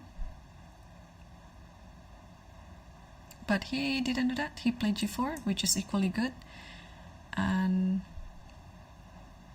now after b6, I think, oh, it's just this one, I guess. It should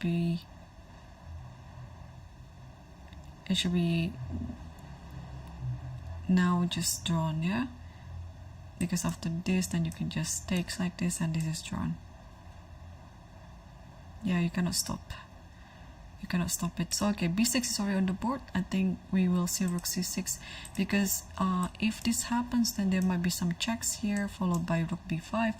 This might be still drawn, but requiring more calculation, because after this maybe this. Not sure though. There's this check, and after this, just this one back. So Tabatabaei is still thinking where to move in this position. Also, why not g3? If this one happens, this check, king goes to e4, not to be on the checking square, and after rook here, then just takes everything here, queen and queen. That's it. So black has pretty much many options here. You can play g3, he can play rook b3, he can play rook c6, just which one that he's going to choose.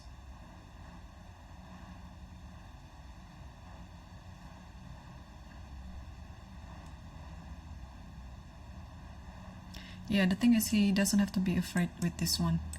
Check, and it's important actually to play the king here, not to be on the checking square. And after this, just takes everything and then push.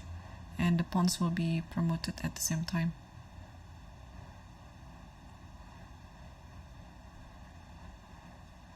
And he chose rook he chose rook b3 then. Alright. Yeah, this is draw. I just want to check other possibility. Even rook c8 is a draw. Rook c6. I think it should be a draw as well. Yeah, it's a draw. Rook b3 should be a draw. And g3 should be a draw. That's good. Okay, so that position was not that critical because pretty much all the natural looking moves, it's a draw.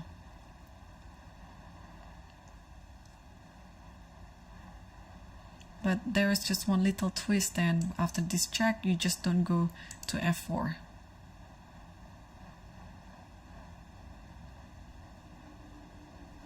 Alright, Salem is still thinking. Oh, check and king e4. This has already happened. Alright, so yeah, this is still pretty much what we... it's not that, but instead of that it's b7. Okay, in this position you can also play g3. But Tabatabaei just took on b7, try to clarify it as much as he can here, and then he played g3. And yeah, the rook has to sacrifice, I mean the rook has to take the pawn at some point, and then it's gonna be king versus king. Yeah, and then this has happened. King f4, rook takes g3, and king takes g3, and they agree for a draw. Alright, what a game by Salem Saleh. Well, he was winning, but maybe because of the time trouble he couldn't find the winning line. But that means tomorrow we still have a sole leader. Aravindh is still leading by half a point ahead of his rivals. So tomorrow we'll be playing round 7. Keep staying tuned on the Lichess podcast commentary. I'll be coming back on the same time, same place again. I've been Irene Sukandar, and thanks for watching, and see you tomorrow.